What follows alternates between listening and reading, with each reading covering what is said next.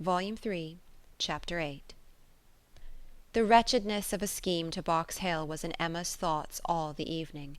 How it might be considered by the rest of the party she could not tell.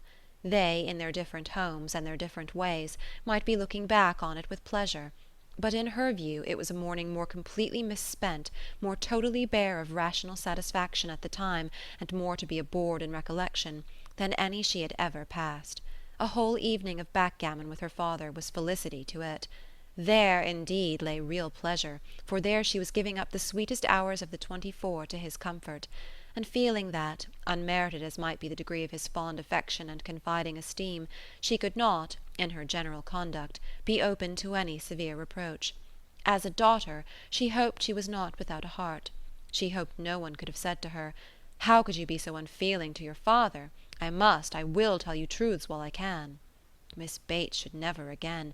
No, never. If attention in future could do away the past, she might hope to be forgiven. She had been often remiss, her conscience told her so. Remiss, perhaps, more in thought than in fact, scornful, ungracious. But it should be so no more. In the warmth of true contrition, she would call upon her the very next morning, and it should be the beginning, on her side, of a regular, equal, kindly intercourse. She was just as determined when the morrow came, and went early, that nothing might prevent her. It was not unlikely, she thought, that she might see Mr. Knightley in her way, or perhaps he might come in while she were paying her visit. She had no objection. She would not be ashamed of the appearance of the penitence, so justly and truly hers. Her eyes were towards Donwell as she walked, but she saw him not. The ladies were all at home. She had never rejoiced at the sound before, nor ever before entered the passage, nor walked up the stairs, with any wish of giving pleasure, but in conferring obligation, or of deriving it except in subsequent ridicule. There was a bustle on her approach, a good deal of moving and talking. She heard Miss Bates's voice, something was to be done in a hurry, the maid looked frightened and awkward, hoped she would be pleased to wait a moment, and then ushered her in too soon. The aunt and niece seemed both escaping into the adjoining room. Jane she had a distinct glimpse of, looking extremely ill, and before the door had shut them out, she heard Miss Bates saying, "Well, my dear, I shall say you are laid down upon the bed, and I am sure you are ill enough." Poor old Mrs. Bates, civil and humble as usual, looked as if she did not quite understand what was going on. "I am afraid Jane is not very well," said she, "but I do not know. They tell me she is well. I dare say my daughter will be here presently, Miss Woodhouse. I hope you find a chair. I wish Hetty had not gone. I am very little able. Have you a chair, ma'am? Do you sit where you like? I am sure she will be here presently." Emma seriously hoped she would. She had a moment's fear of Miss Bates keeping away from her. But Miss Bates came soon. "Very happy and obliged." But Emma's conscience told her that there was not the same cheerful volubility as before, less ease of look and manner.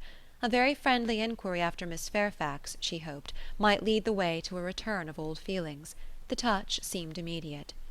"Ah, Miss Woodhouse, how kind you are! I suppose you have heard, and are come to give us joy.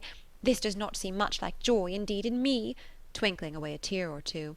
"But it will be very trying for us to part with her, after having had her so long, and she has a dreadful headache just now, writing all the morning. Such long letters, you know, to be written to Colonel Campbell and Mrs. Dixon. My dear, said I, you will blind yourself, for tears were in her eyes perpetually. One cannot wonder, one cannot wonder. It is a great change, and though she is amazingly fortunate, such a situation, I suppose, as no young woman has ever before met with on first going out. Do not think us ungrateful, Miss Woodhouse, for such surprising good fortune," again dispersing her tears. "But poor dear soul, if you were to see what a headache she has! When one is in great pain, you know one cannot feel any blessing quite as it may deserve. She is as low as possible. To look at her, nobody would think how delighted and happy she is to have secured such a situation. You will excuse her not coming to you. She is not able. She has gone into her own room. I want her to lie down upon the bed. My dear, said I shall say you are laid down upon the bed. But however she is not, she is walking about the room. But now that she has written her letters, she says she shall soon be well. She will be extremely sorry to miss seeing you, Miss Woodhouse, but your kindness will excuse her. You were kept waiting at the door. I was quite ashamed, but somehow there was a little bustle, for it so happened that we had not heard the knock, and till you were on the stairs we did not know anybody was coming. It is only Mrs. Cole, said I, depend upon it, nobody else would come so early. Well, said she, it must be born some time or other, and it may as well be now. But then Patty came in and said it was you. Oh, said I, it is Miss Woodhouse. I am sure you will like to see her. I can see nobody, said she, and up she got and would go away, and that was what made us keep you waiting, and extremely sorry and ashamed we were. If you must go, my dear, said I, you must, and I will say you are laid down upon the bed. Emma was most sincerely interested. Her heart had been long growing kinder towards Jane, and this picture of her present sufferings acted as a cure of every former ungenerous suspicion, and left her nothing but pity, and the remembrance of the less just and less gentle sensations of the past obliged her to admit that Jane might very naturally resolve on seeing Mrs. Cole, or any other steady friend, when she might not bear to see herself. She spoke as she felt, with earnest regret and solicitude, sincerely wishing that the circumstances which she collected from Miss Bates to be now actually determined on might be as much for Miss Fairfax's advantage and comfort as possible. It must be a severe trial to them all. She had understood it was to be delayed till Colonel Campbell's return. So very kind, replied Miss Bates, but you are always kind. There was no bearing such an always, and to break through her dreadful gratitude, Emma made the direct inquiry of, "Where, may I ask, is Miss Fairfax going?" "To a Mrs. Smallridge, charming woman, most superior, to have the charge of her 3 little girls, delightful children. Impossible that any situation could be more replete with comfort. If we except, perhaps, Mrs. Suckling's own family and Mrs. Bragg's, but Mrs. Smallridge is intimate with them both, and in the same neighbourhood, lives only 4 miles from Maple Grove. Jane will be only 4 miles from Maple Grove." "Mrs. Elton, I suppose, has been the person to whom Miss Fairfax owes—" "Yes, our good Mrs. Elton, the most indefatigable true friend. She would not take denial, she would not let Jane say no, for when Jane first heard of it was the day before yesterday, the very morning we were at Donwell, when Jane first heard of it, she was quite decided against accepting the offer, and for the reasons you mention. Exactly as you say, she had made up her mind to close with nothing till Colonel Campbell's return, and nothing should induce her to enter into any engagement at present, and so she told Mrs. Elton over and over again, and I am sure I had no more idea that she would change her mind. But that good Mrs. Elton, whose judgment never fails her, saw farther than I did. It is not everybody that would have stood out in such a kind way as she did, and refused to take Jane's answer. But she positively declared she would not write any such denial yesterday as Jane wished her. She would wait, and sure enough, yesterday evening it was all settled that Jane should go. Quite a surprise to me. I had not the least idea. Jane took Mrs. Elton aside and told her at once that upon thinking over the advantages of Mrs. Smallridge's situation, she had come to the resolution of accepting it. I did not know a word of it till it was all settled." "You spent the evening with Mrs. Elton?" "Yes, all of us. Mrs. Elton would have us come. It was settled so upon the hill while we were walking about with Mr. Knightley. You all must spend your evening with us, said she. I positively must have you all come." "Mr. Knightley was there too, was he?" "No, not Mr. Knightley. He declined it from the first, and though I thought he would come, because Mrs. Elton declared she would not let him off, he did not. But my mother and Jane and I were all there, and a very agreeable evening we had. Such kind friends, you know, Miss Woodhouse, one must always find agreeable, though everybody seemed rather fagged after the morning's party. Even pleasure, you know, is fatiguing, and I cannot say that any of them seemed very much to have enjoyed it. However, I shall always think it a very pleasant party, and feel extremely obliged to the kind friends who included me in it." Miss Fairfax, I suppose, though you were not aware of it, had been making up her mind the whole day. "I dare say she had." "Whenever the time may come, it must be unwelcome to her and all her friends, but I hope her engagement will have every alleviation that is possible. I mean as to the character and manners of the family." "Thank you, dear Miss Woodhouse. Yes, indeed, there is everything in the world that could make her happy in it. Except the Sucklings and Braggs, there is not such another nursery establishment so liberal and elegant in all Mrs. Elton's acquaintance. Mrs. Smallridge, a most delightful woman, a style of living almost equal to Maple Grove. And as to the children, except the little Sucklings and little Braggs, there are not such elegant, sweet children anywhere. Jane will be treated with such regard and kindness. It will be nothing but pleasure, a life of pleasure. And her salary! I really cannot venture to name her salary to you, Miss Woodhouse. Even you, used as you are to great sums, would hardly believe that so much could be given to a young person like Jane."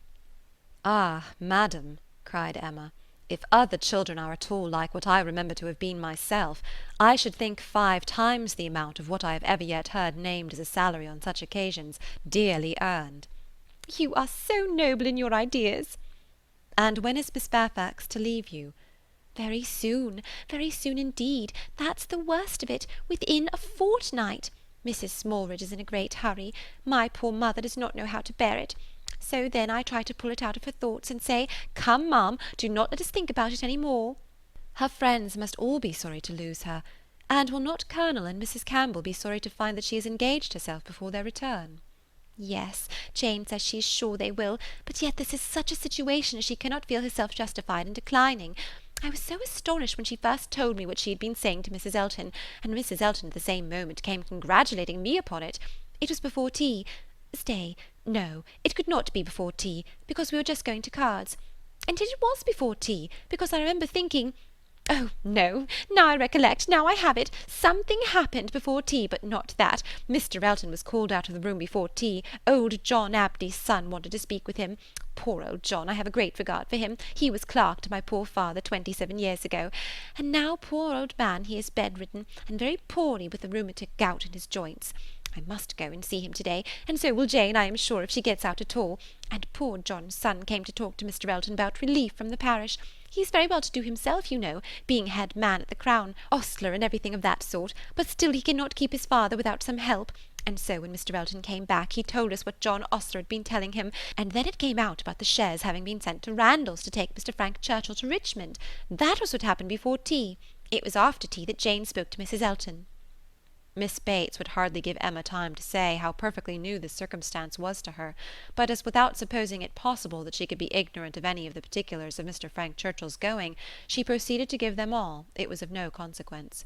What Mr. Elton had learned from the ostler on the subject, being the accumulation of the ostler's own knowledge, and the knowledge of the servants at Randalls, was that a messenger had come over from Richmond soon after the return of the party from Box Hill, which messenger, however, had been no more than was expected, and that Mr. Churchill had sent his nephew a few lines, containing, upon the whole, a tolerable account of Mrs. Churchill, and only wishing him not to delay coming back beyond the next morning early.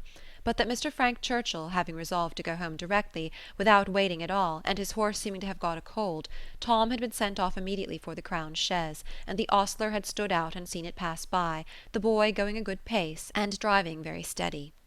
There was nothing in all this either to astonish or interest, and it caught Emma's attention only as it united with the subject which already engaged her mind. The contrast between Mrs. Churchill's importance in the world and Jane Fairfax's struck her. One was everything, the other nothing, and she sat musing on the difference of woman's destiny, and quite unconscious on what her eyes were fixed, till roused by Miss Bates's saying, I see what you were thinking of, the pianoforte. What is to become of that? Very true. Poor dear Jane was talking of it just now. You must go, said she, you and I must part. You will have no business here. Let it stay, however, said she. Give it house-room till Colonel Campbell comes back. I shall talk about it to him. He will settle for me. He will help me out of all my difficulties. And to this day, I do believe, she knows not whether it was his present or his daughter's. Now Emma was obliged to think of the pianoforte, and the remembrance of all her former fanciful and unfair conjectures was so little pleasing that she soon allowed herself to believe her visit had been long enough, and with a repetition of everything that she could venture to say of the good wishes which she really felt, took leave. Chapter 9. Emma's pensive meditations as she walked home were not interrupted, but on entering the parlour she found those who must rouse her. Mr. Knightley and Harriet had arrived during her absence, and were sitting with her father. Mr. Knightley immediately got up, and in a manner decidedly graver than usual said, "I would not go away without seeing you, but I have no time to spare, and therefore must now be gone directly. I am going to London, to spend a few days with John and Isabella. Have you anything to send or say, besides the love which nobody carries?" "Nothing at all. But is not this a sudden scheme?" "Yes, rather. I have been thinking of it some little time." Emma was sure he had not forgiven her. He looked unlike himself. Time, however, she thought, would tell him that they ought to be friends again. While he stood, as if meaning to go, but not going, her father began his inquiries. "Well, my dear, and did you get there safely? And how did you find my worthy old friend and her daughter? I dare say they must have been very much obliged to you for coming. Dear Emma has been to call on Mrs. and Miss Bates, Mr. Knightley, as I told you before. She is always so attentive to them." Emma's colour was heightened by this unjust praise, and with a smile and shake of the head which spoke much, she looked at Mr. Knightley. It seemed as if there were an instantaneous impression in her favour, as if his eyes received the truth from hers, and all that had passed of good in her feelings were at once caught and honoured. He looked at her with a glow of regard. She was warmly gratified, and in another moment still more so, by a little movement of more than common friendliness on his part. He took her hand. Whether she had not herself made the first motion, she could not say. She might, perhaps, have rather offered it, but he took her hand, pressed it, and certainly was on the point of carrying it to his lips, when, from some fancy or other, he suddenly let it go. Why he should feel such a scruple, why he should change his mind when it was all but done, she could not perceive. He would have judged better, she thought, if he had not stopped. The intention, however, was indubitable, and whether it was that his manners had in general so little gallantry, or however else it happened, but she thought nothing became him more. It was with him of so simple, yet so dignified a nature. She could not but recall the attempt with great satisfaction. It spoke such perfect amity. He left them immediately afterwards, gone in a moment. He always moved with the alertness of a mind which could neither be undecided nor dilatory, but now he seemed more sudden than usual in his disappearance. Emma could not regret her having gone to Miss Bates, but she wished she had left her 10 minutes earlier. It would have been a great pleasure to talk over Jane Fairfax's situation with Mr. Knightley. Neither would she regret that he should be going to Brunswick Square, for she knew how much his visit would be enjoyed, but it might have happened at a better time, and to have had longer notice of it would have been pleasanter. They parted thorough friends, however. She could not be deceived as to the meaning of his countenance and his unfinished gallantry. It was all done to assure her that she had fully recovered his good opinion. He had been sitting with them half an hour, she found. It was a pity that she had not come back earlier. In the hope of diverting her father's thoughts from the disagreeableness of Mr. Knightley's going to London, and going so suddenly, and going on horseback, which she knew would be all very bad, Emma communicated her news of Jane Fairfax, and her dependence on the effect was justified. It supplied a very useful check, interested without disturbing him. He had long made up his mind to Jane Fairfax's going out as governess, and could talk of it cheerfully, but Mr. Knightley's going to London had been an unexpected blow. "I am very glad indeed, my dear, to hear she is to be so comfortably settled. Mrs. Elton is very good-natured and agreeable, and I dare say her acquaintances are just what they ought to be. I hope it is a dry situation, and that her health will be taken good care of. It ought to be a first object, as I am sure poor Miss Taylor's always was with me. You know, my dear, she is going to be to this new lady what Miss Taylor was to us, and I hope she'll be better off in one respect, and not be induced to go away after it has been her home so long." The following day brought news from Richmond to throw everything else into the background. An express arrived at Randalls to announce the death of Mrs. Churchill. Though her nephew had had no particular reason to hasten back on her account, she had not lived above 36 hours after his return. A sudden seizure of a different nature from anything foreboded by her general state had carried her off after a short struggle. The great Mrs. Churchill was no more. It was felt as such things must be felt.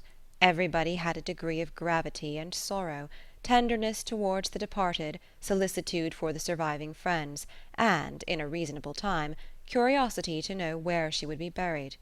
Goldsmith tells us that when lovely woman stoops to folly, she has nothing to do but to die, and when she stoops to be disagreeable, it is equally to be recommended as a clear of ill fame. Mrs. Churchill, after being disliked at least 25 years, was now spoken of with compassionate allowances. In one point she was fully justified. She had never been admitted before to be seriously ill. The event acquitted her of all the fancifulness and all the selfishness of imaginary complaints. Poor Mrs. Churchill! No doubt she had been suffering a great deal, more than anybody had ever supposed, and continual pain would try the temper. It was a sad event, a great shock. With all her faults, what would Mr. Churchill do without her? Mr. Churchill's loss would be dreadful indeed. Mr. Churchill would never get over it. Even Mr. Weston shook his head and looked solemn and said, "Ah, poor woman, who would have thought it?" and resolved that his mourning should be as handsome as possible, and his wife sat sighing and moralizing over her broad hems with a commiseration and good sense true and steady. How it would affect Frank was among the earliest thoughts of both. It was also a very early speculation with Emma. The character of Mrs. Churchill, the grief of her husband, her mind glanced over them both with awe and compassion, and then rested with lightened feelings on how Frank might be affected by the event, how benefited, how freed. She saw in a moment all the possible good. Now an attachment to Harriet Smith would have nothing to encounter. Mr. Churchill, independent of his wife, was feared by nobody, an easy, guidable man to be persuaded into anything by his nephew. All that remained to be wished was, that the nephew should form the attachment, as, with all her goodwill in the cause, Emma could feel no certainty of its being already formed. Harriet behaved extremely well on the occasion, with great self-command. Whatever she might feel of brighter hope, she betrayed nothing. Emma was gratified to observe such a proof in her of strengthened character, and refrained from any allusion that might endanger its maintenance. They spoke, therefore, of Mrs. Churchill's death with mutual forbearance. Short letters from Frank were received at Randalls, communicating all that was immediately important of their state and plans. Mr. Churchill was better than could be expected, and their first removal, on the departure of the funeral for Yorkshire, was to be to the house of a very old friend in Windsor, to whom Mr. Churchill had been promising a visit the last 10 years. At present there was nothing to be done for Harriet. Good wishes for the future were all that could yet be possible on Emma's side. It was a more pressing concern to show attention to Jane Fairfax, whose prospects were closing, while Harriet's opened, and whose engagements now allowed of no delay in any one at Highbury who wished to show her kindness. And with Emma it was grown into a first wish. She had scarcely a stronger regret than for her past coldness, and the person whom she had been so many months neglecting was now the very one on whom she would have lavished every distinction of regard or sympathy. She wanted to be of use to her, wanted to show a value for her society, and testify respect and consideration. She resolved to prevail on her to spend a day at Hartfield. A note was written to urge it. The invitation was refused, and by a verbal message. Miss Fairfax was not well enough to write. And when Mr. Perry called at Hartfield the same morning, it appeared that she was so much indisposed as to have been visited, though against her own consent, by himself, and that she was suffering under severe headaches and a nervous fever to a degree which made him doubt the possibility of her going to Mrs. Smallridge's at the time proposed. Her health seemed for the moment completely deranged, appetite quite gone, and though there were absolutely no alarming symptoms, nothing touching the pulmonary complaint, which was the standing apprehension of the family, Mr. Perry was uneasy about her. He thought she had undertaken more than she was equal to, and that she felt it so herself, though she would not own it. Her spirits seemed overcome. Her present home, he could not but observe, was unfavourable to a nervous disorder, confined always to one room. He could have wished it otherwise, and her good aunt, though his very old friend, he must acknowledge to be not the best companion for an invalid of that description. Her care and attention could not be questioned. They were, in fact, only too great. He very much feared that Miss Fairfax derived more evil than good from them. Emma listened with the warmest concern, grieved for her more, and looked around eager to discover some way of being useful. To take her, be it only an hour or two, from her aunt, to give her change of air and scene, and quiet rational conversation, even for an hour or two, might do her good. And the following morning she wrote again to say, in the most feeling language she could command, that she would call for her in the carriage at any hour that Jane would name, mentioning that she had Mr. Perry's decided opinion in favour of such exercise for his patient. The answer was only in this short note: Miss Fairfax's compliments and thanks, but is quite unequal to any exercise.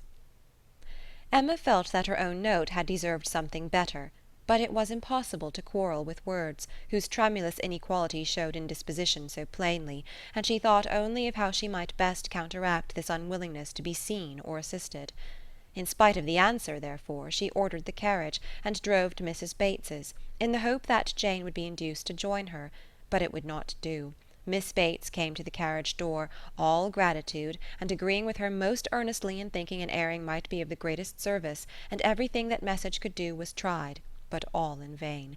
Miss Bates was obliged to return without success. Jane was quite unpersuadable, The mere proposal of going out seemed to make her worse. Emma wished she could have seen her and tried her own powers, but almost before she could hint the wish, Miss Bates made it appear that she had promised her niece on no account to let Miss Woodhouse in. Indeed, the truth was that poor dear Jane could not bear to see anybody at all. Mrs. Elton, indeed, could not be denied, and Mrs. Cole had made such a point, and Mrs. Perry had said so much, but except them Jane would really see nobody. Emma did not want to be classed with the Mrs. Eltons, the Mrs. Perrys, and the Mrs. Coles, who would force themselves anywhere. Neither could she feel any right of preference herself. She submitted, therefore, and only questioned Miss Bates farther as to her niece's appetite and diet, which she longed to be able to assist. On that subject poor Miss Bates was very unhappy and very communicative. Jane would hardly eat anything. Mr. Perry recommended nourishing food, but everything they could command, and never had anybody such good neighbours, was distasteful. Emma, on reaching home, called the housekeeper directly to an examination of her stores, and some arrowroot of very superior quality was speedily dispatched to Miss Bates with a most friendly note. In half an hour the arrowroot was returned, with 1,000 thanks from Miss Bates, but dear Jane would not be satisfied without its being sent back. It was a thing she could not take, and moreover she insisted on her saying that she was not at all in want of anything. When Emma afterwards heard that Jane Fairfax had been seen wandering about the meadows at some distance from Highbury on the afternoon of the very day on which she had, under the plea of being unequal to any exercise, so peremptorily refused to go out with her in the carriage, she could have no doubt, putting everything together, that Jane was resolved to receive no kindness from her. She was sorry, very sorry. Her heart was grieved for a state which seemed but the more pitiable from this sort of irritation of spirits, inconsistency of action, and inequality of powers, and it mortified her that she was given so little credit for proper feeling, or esteemed so little worthy as a friend. But she had the consolation of knowing that her intentions were good, and of being able to say to herself that could Mr. Knightley have been privy to all her attempts of assisting Jane Fairfax, could he even have seen into her heart, he would not, on this occasion, have found anything to reprove. Chapter 10. One morning, about 10 days after Mrs. Churchill's decease, Emma was called downstairs to Mr. Weston, who could not stay 5 minutes, and wanted particularly to speak with her. He met her at the parlour door, and hardly asking her how she did, in the natural key of his voice, sunk it immediately to say, unheard by her father, "Can you come to Randalls at any time this morning? Do, if it be possible. Mrs. Weston wants to see you. She must see you." "Is she unwell?" No, not at all. Only a little agitated. She would have ordered the carriage and come to you, but she must see you alone, and that you know," nodding towards her father. "Can you come?" "Certainly. This moment, if you please. It is impossible to refuse what you ask in such a way. But what can be the matter? Is she really not ill?" "Depend upon me, but ask no more questions. You will know it all in time. The most unaccountable business. But hush, hush." To guess what all this meant was impossible even for Emma. Something really important seemed announced by his looks, but as her friend was well, she endeavoured not to be uneasy, and settling it with her father that she would take her walk now, she and Mr. Weston were soon out of the house together, and on their way at a quicker pace for Randalls. "Now," said Emma, when they were fairly beyond the sweep-gates, "now, Mr. Weston, do let me know what has happened." No, he gravely replied. "Don't ask me. I promised my wife to leave it all to her. She will break it to you better than I can. Do not be impatient, Emma. It will all come out too soon." "Break it to me?" cried Emma, standing still with terror. "Good God! Mr. Weston, tell me at once. Something has happened in Brunswick Square. I know it has. Tell me, I charge you, tell me this moment what it is." "No, indeed, you are mistaken." "Mr. Weston, do not trifle with me. Consider how many of my dearest friends are now in Brunswick Square. Which of them is it? I charge you by all that is sacred not to attempt concealment." "Upon my word, Emma." "Your word? Why not your honour? Why not say upon your honour that it has nothing to do with any of them? Good heavens, what can be to be broke to me that does not relate to one of that family?" "Upon my honour," said he very seriously, "it does not. It is not in the smallest degree connected with any human being of the name of Knightley." Emma's courage returned, and she walked on. "I was wrong," he continued, in talking of its being broke to you. I should not have used the expression. In fact, it does not concern you. It concerns only myself. That is, we hope. In short, my dear Emma, there is no occasion to be so uneasy about it. I don't say that it is not a disagreeable business, but things might be much worse. If we walk fast, we shall soon be at Randalls. Emma found that she must wait, and now it required little effort. She asked no more questions, therefore, merely employed her own fancy, and that soon pointed out to her the probability of its being some money concern, something just come to light, of a disagreeable nature in the circumstances of the family, something which the late event at Richmond had brought forward. Her fancy was very active. 6 natural children, perhaps, and poor Frank cut off. This, though very undesirable, would be no matter of agony to her. It inspired little more than an animating curiosity. "Who is that gentleman on horseback?" said she as they proceeded, speaking more to assist Mr. Weston in keeping his secret than with any other view. "I do not know. One of the Otways. Not Frank. It is not Frank, I assure you. You will not see him. He is half-way to Windsor by this time." "Has your son been with you, then?" "Oh, yes. Did not you know? Well, never mind." For a moment he was silent, and then added in a tone much more guarded and demure, "Yes, Frank came over this morning just to ask us how we did." They hurried on, and were speedily at Randalls. "Well, my dear," said he as they entered the room, "I have brought her, and now I hope you will soon be better. I shall leave you together. There is no use in delay. I shall not be far off if you want me." And Emma distinctly heard him add in a lower tone before he quitted the room, "I have been as good as my word. She has not the least idea." Mrs. Weston was looking so ill, and had an air of so much perturbation, that Emma's uneasiness increased, and the moment they were alone she eagerly said, "What is it, my dear friend? Something of a very unpleasant nature, I find, has occurred. Do let me know directly what it is. I have been walking all this way in complete suspense. We both abhor suspense. Do not let mine continue longer. It will do you good to speak of your distress, whatever it may be." "Have you indeed no idea?" said Mrs. Weston in a trembling voice. "Cannot you, my dear Emma, cannot you form a guess as to what you are to hear?" "So far as that it relates to Mr. Frank Churchill, I do guess." "You are right.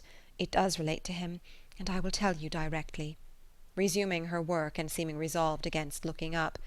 "He has been here this very morning, on a most extraordinary errand. It is impossible to express our surprise. He came to speak to his father on a subject, to announce an attachment." She stopped to breathe. Emma thought first of herself, and then of Harriet. "More than an attachment, indeed," resumed Mrs. Weston. "An engagement, a positive engagement.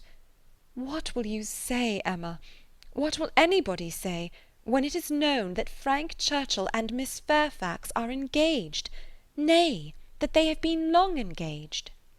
Emma even jumped with surprise, and horror-struck exclaimed, "Jane Fairfax! Good God! You are not serious? You do not mean it?" "You may well be amazed," returned Mrs. Weston, still averting her eyes and talking on with eagerness, that Emma might have time to recover. "You may well be amazed, but it is even so. There has been a solemn engagement between them ever since October, formed at Weymouth, and kept a secret from everybody. Not a creature knowing it but themselves, neither the Campbells nor her family nor his. It is so wonderful that, though perfectly convinced of the fact, it is yet almost incredible to myself. I can hardly believe it. I thought I knew him." Emma scarcely heard what was said.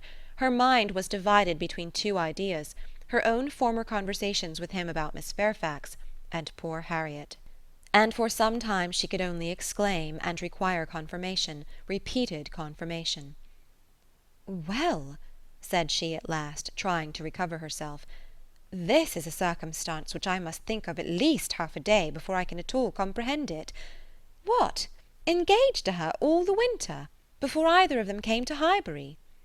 Engaged since October, secretly engaged. It has hurt me, Emma, very much. It has hurt his father equally. Some part of his conduct we cannot excuse." Emma pondered a moment, and then replied, "I will not pretend not to understand you, and to give you all the relief in my power, Be assured that no such effect has followed his attentions to me as you are apprehensive of." Mrs. Weston looked up, afraid to believe, but Emma's countenance was as steady as her words. "That you may have less difficulty in believing this boast of my present perfect indifference," she continued, "I will farther tell you that there was a period in the early part of our acquaintance when I did like him, when I was very much disposed to be attached to him, nay, was attached, and how it came to cease is perhaps the wonder. Fortunately, however, it did cease. I have really, for some time past, for at least these 3 months, cared nothing about him. You may believe me, Mrs. Weston, that is the simple truth." Mrs. Weston kissed her with tears of joy, and when she could find utterance, assured her that this protestation had done her more good than anything else in the world could do. "Mr. Weston will be almost as much relieved as myself," said she. "On this point we have been wretched. It was our darling wish that you might be attached to each other, and we were persuaded that it was so. Imagine what we have been feeling on your account. I have escaped, and that I should escape may be a matter of grateful wonder to you and myself. But this does not acquit him, Mrs. Weston, and I must say that I think him greatly to blame. What right had he to come among us with affection and faith engaged, and with manners so very disengaged? What right had he to endeavour to please, as he certainly did, to distinguish any one young woman with persevering attention, as he certainly did, while he really belonged to another? How could he tell what mischief he might be doing? How could he tell that he might not be making me in love with him? Very wrong indeed." "From something that he said, my dear Emma, I rather imagine. And how could she bear such behaviour? Composure with a witness! To look on while repeated attentions were offering to another woman before her face, and not resent it! That is a degree of placidity which I can neither comprehend nor respect." "There were misunderstandings between them, Emma. He said so expressly. He had not much time to enter into much explanation. He was here only a quarter of an hour, and in a state of agitation which did not allow the full use even of the time he could stay. But that there had been misunderstandings he decidedly said. The present crisis, indeed, seemed to be brought on by them, and those misunderstandings might possibly arise from the impropriety of his conduct." "Impropriety? Oh, Mrs. Weston, it is too calm a censure. Much, much beyond impropriety. It has sunk him. I cannot say how it has sunk him, in my opinion. So unlike what a man should be. None of that upright integrity, that strict adherence to truth and principle, that disdain of trick and littleness, which a man should display in every transaction of his life. Nay, dear Emma, now I must take his part, for though he has been wrong in this instance, I have known him long enough to answer for his having many, very many good qualities, and—" "Good God!" cried Emma, not attending to her. "Mrs. Smallridge too! Jane actually on the point of going as governess! What could he mean by such horrible indelicacy? To suffer her to engage herself, to suffer her even to think of such a measure!" "He knew nothing about it, Emma. On this article I can fully acquit him. It was a private resolution of hers, not communicated to him, or at least not communicated in a way to carry conviction. Till yesterday I know he said he was in the dark as to her plans. They burst on him, I do not know how, but by some letter or message, and it was the discovery of what she was doing, of this very project of hers, which determined him to come forward at once, own it all to his uncle, throw himself on his kindness, and, in short, put an end to the miserable state of concealment that had been carrying on so long." Emma began to listen better. "I am to hear from him soon," continued Mrs. Weston. "He told me at parting that he should write soon, and he spoke in a manner which seemed to promise me many particulars that could not be given now. Let us wait, therefore, for this letter. It may bring many extenuations. It may make many things intelligible and excusable which now are not to be understood. Don't let us be severe. Don't let us be in a hurry to condemn him. Let us have patience. I must love him, and now that I am satisfied on one point, the one material point, I am sincerely anxious for its all turning out well, and ready to hope that it may. They must both have suffered a great deal under such a system of secrecy and concealment." "His sufferings," replied Emma dryly, "do not appear to have done him much harm." "Well, and how did Mr. Churchill take it?" "Most favourably for his nephew, gave his consent with scarcely a difficulty. Conceive what the events of a week have done in that family. While poor Mrs. Churchill yet lived, I suppose there could not have been a hope, a chance, a possibility. But scarcely are her remains at rest in the family vault than her husband is persuaded to act exactly opposite to what she would have required. What a blessing it is when undue influence does not survive the grave! He gave his consent with very little persuasion. Ah, thought Emma, he would have done as much for Harriet. This was settled last night, and Frank was off with the light this morning. He stopped at Highbury, at the Bateses, I fancy, some time, and then came on hither, but was in such a hurry to get back to his uncle, to whom he is just now more necessary than ever, that, as I tell you, he could stay with us but a quarter of an hour.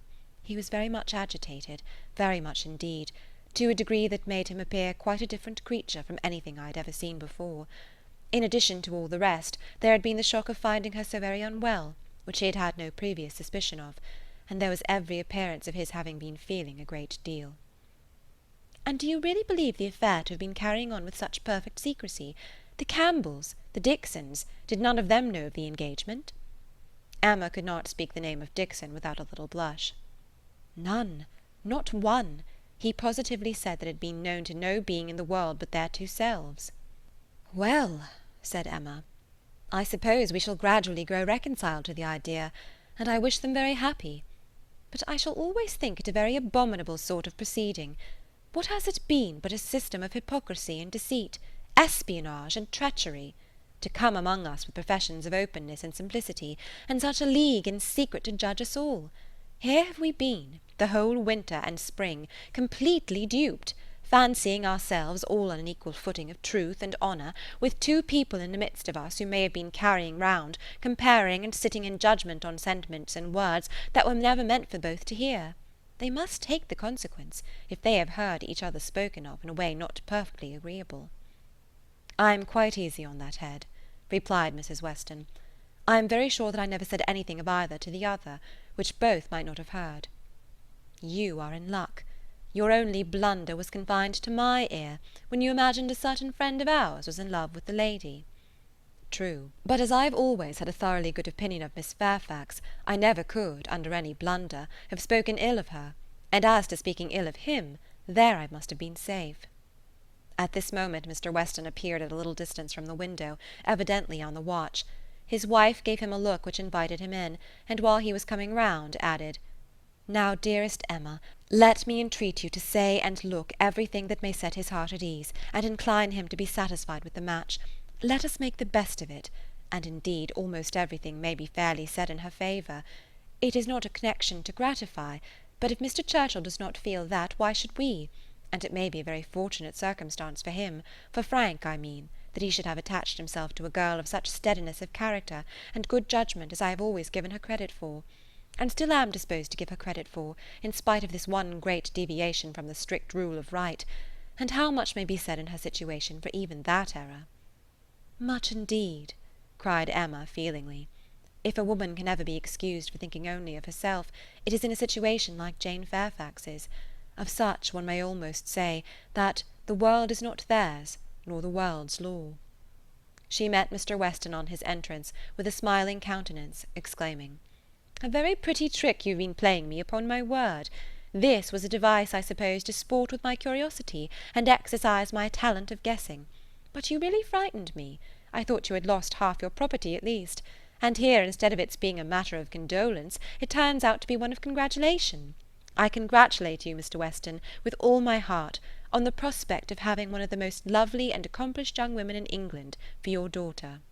A glance or two between him and his wife convinced him that all was as right as this speech proclaimed, and its happy effect on his spirits was immediate.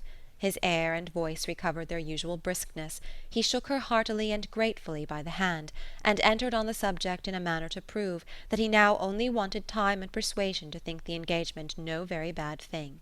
His companion suggested only what could palliate imprudence or smooth objections, and by the time they had talked it all over together, and he had talked it all over again with Emma in their walk back to Hartfield, he was become perfectly reconciled, and not far from thinking it the very best thing that Frank could possibly have done.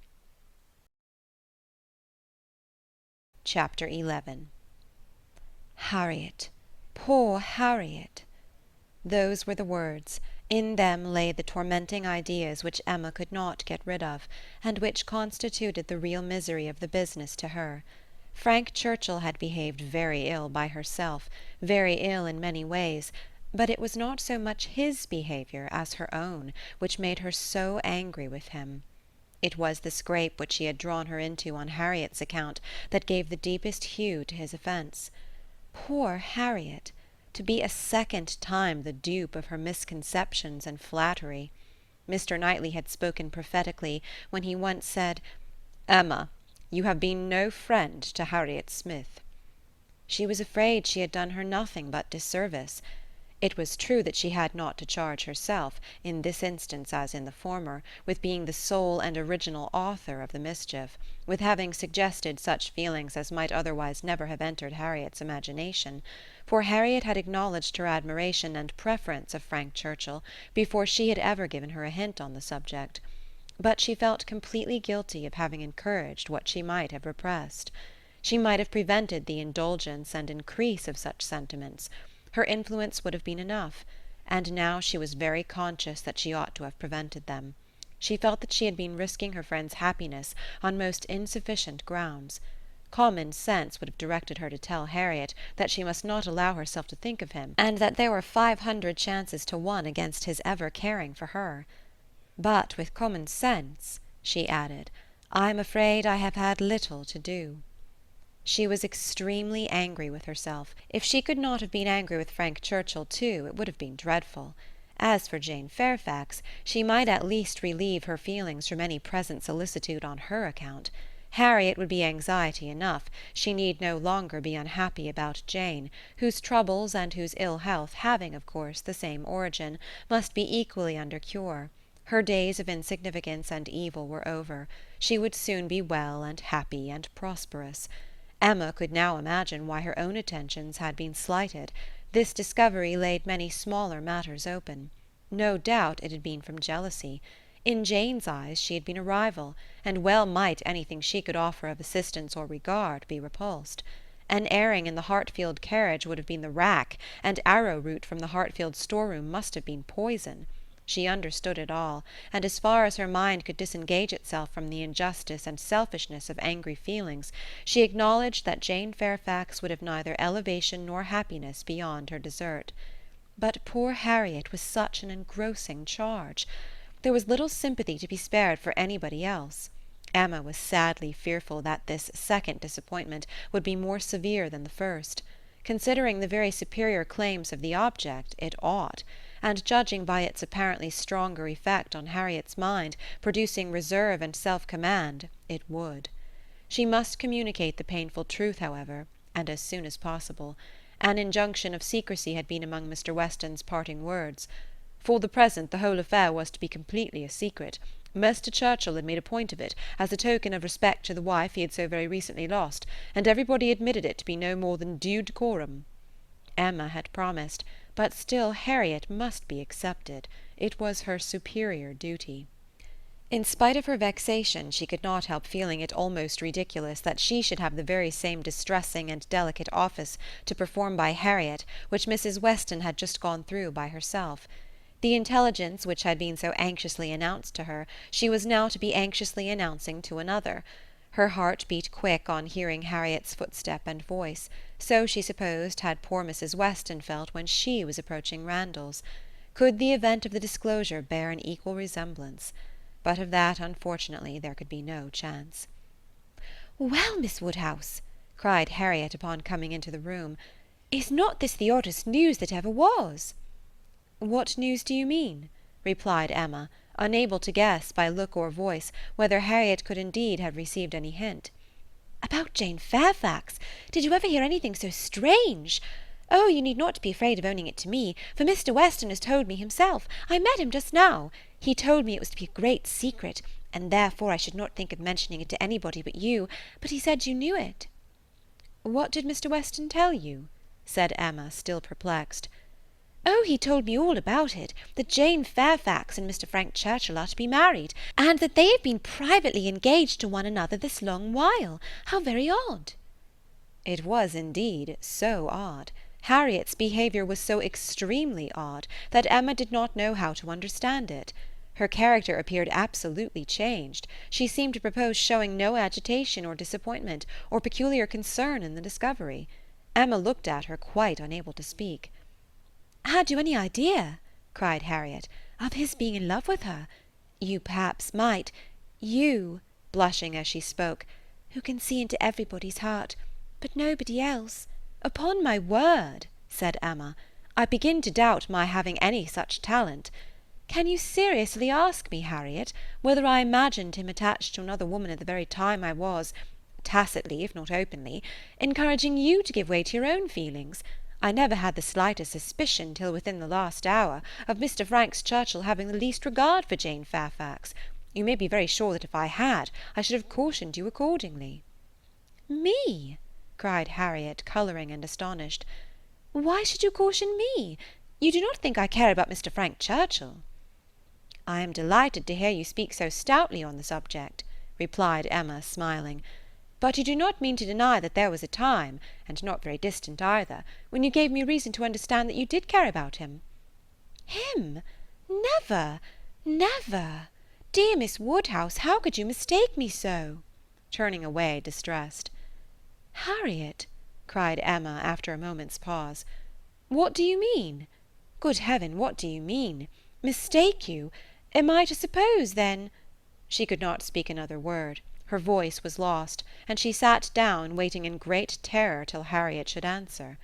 Harriet, who was standing at some distance, and with face turned from her, did not immediately say anything, and when she did speak, it was in a voice nearly as agitated as Emma's. "I should not have thought it possible," she began, "that you could have misunderstood me. I know we agreed never to name him, but considering how infinitely superior he is to everybody else, I should not have thought it possible that I could be supposed to mean any other person. Mr. Frank Churchill, indeed! I do not know who would ever look at him in the company of the other. I hope I have a better taste than to think of Mr. Frank Churchill, who is like nobody by his side. And that you should have been so mistaken is amazing. I am sure, but for believing that you entirely approved and meant to encourage me in my attachment, I should have considered it at first too great a presumption almost to dare to think of him. At first, if you had not told me that more wonderful things had happened, that there had been matches of greater disparity, those were your very words, I should not have dared to give way to, I should not have thought it possible.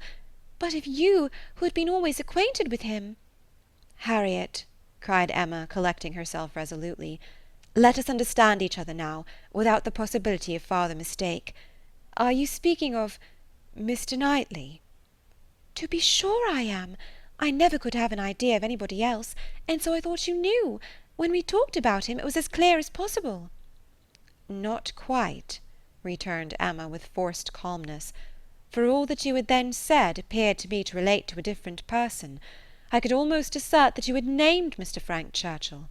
I am sure the service Mr. Frank Churchill had rendered you in protecting you from the gipsies was spoken of." "Oh, Miss Woodhouse, how you do forget!" "My dear Harriet, I perfectly remember the substance of what I said on the occasion. I told you that I did not wonder at your attachment, that considering the service he had rendered you, it was extremely natural. And you agreed to it, expressing yourself very warmly as to your sense of that service, and mentioning even what your sensations had been in seeing him come forward to your rescue. The impression of it is strong on my memory." "Oh dear," cried Harriet, "now I recollect what you mean, but I was thinking of something very different at the time. It was not the gipsies, it was not Mr. Frank Churchill that I meant. No," with some elevation, "I was thinking of a much more precious circumstance, of Mr. Knightley's coming and asking me to dance, when Mr. Elton would not stand up with me, and when there was no other partner in the room. That was the kind action, that was the noble benevolence and generosity, that was the service which made me begin to feel how superior he was to every other being upon earth." "Good God!" cried Emma, "this has been a most unfortunate, a most deplorable mistake. What is to be done?" "You would not have encouraged me then, if you had understood me. At least, however, I cannot be worse off than I should have been, if the other had been the person. And now it is possible." She paused a few moments. Emma could not speak. "I do not wonder, Miss Woodhouse," she resumed, that you should feel a great difference between the two, as to me or as to anybody. You must think one 500,000,000 times more above me than the other. But I hope, Miss Woodhouse, that supposing, that if, strange as it may appear, but you know they were your own words, that more wonderful things had happened, matches of greater disparity had taken place than between Mr. Frank Churchill and me, and therefore it seems as if such a thing even as this may have occurred before. And if I should be so fortunate, beyond expression, as to, if Mr. Knightley should really, if he does not mind the disparity, I hope, dear Miss Woodhouse, you will not set yourself against it, and try to put difficulties in the way. But you are too good for that, I am sure. Harriet was standing at one of the windows. Emma turned round to look at her in consternation, and hastily added, "Have you any idea of Mr. Knightley's returning your affection?" "Yes," replied Harriet modestly, but not fearfully. "I must say that I have." Emma's eyes were instantly withdrawn, and she sat silently meditating in a fixed attitude for a few minutes. A few minutes were sufficient for making her acquainted with her own heart.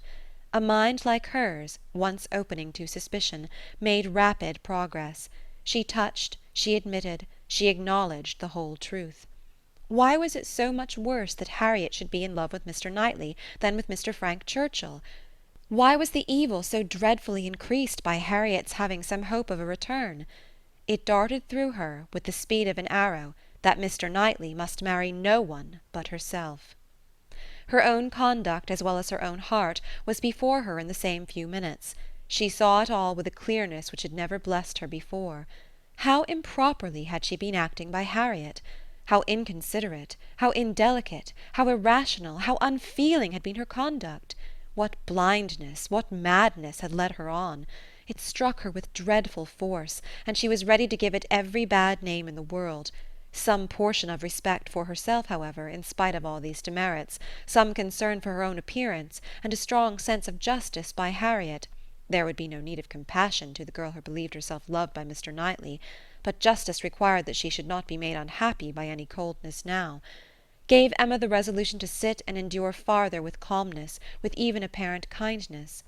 For her own advantage, indeed, it was fit that the utmost extent of Harriet's hope should be inquired into, and Harriet had done nothing to forfeit the regard and interest which had been so voluntarily formed and maintained, or to deserve to be slighted by the person, whose counsels had never led her right. Rousing from reflection, therefore, and subduing her emotion, she turned to Harriet again, and in a more inviting accent renewed the conversation, for as to the subject which had first introduced it, the wonderful story of Jane Fairfax, that was quite sunk and lost. Neither of them thought but of Mr. Knightley and themselves. Harriet, who had been standing in no unhappy reverie, was yet very glad to be called from it, by the now encouraging manner of such a judge, and such a friend as Miss Woodhouse, and only wanted invitation to give the history of her hopes with great, though trembling delight. Emma's tremblings, as she asked and as she listened, were better concealed than Harriet's, but they were not less.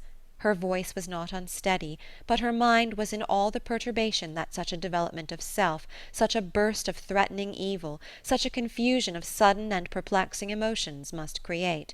She listened with much inward suffering, but with great outward patience, to Harriet's detail. Methodical, or well arranged, or very well delivered, it could not be expected to be, but it contained, when separated from all the feebleness and tautology of the narration, a substance to sink her spirit, especially with the corroborating circumstances which her own memory brought in favour of Mr. Knightley's most improved opinion of Harriet. Harriet had been conscious of a difference in his behaviour ever since those two decisive dances. Emma knew that he had, on that occasion, found her much superior to his expectation. From that evening, or at least from the time of Miss Woodhouse's encouraging her to think of him, Harriet had begun to be sensible of his talking to her much more than he had been used to do, and of his having indeed quite a different manner towards her, a manner of kindness and sweetness. Latterly she had been more and more aware of it.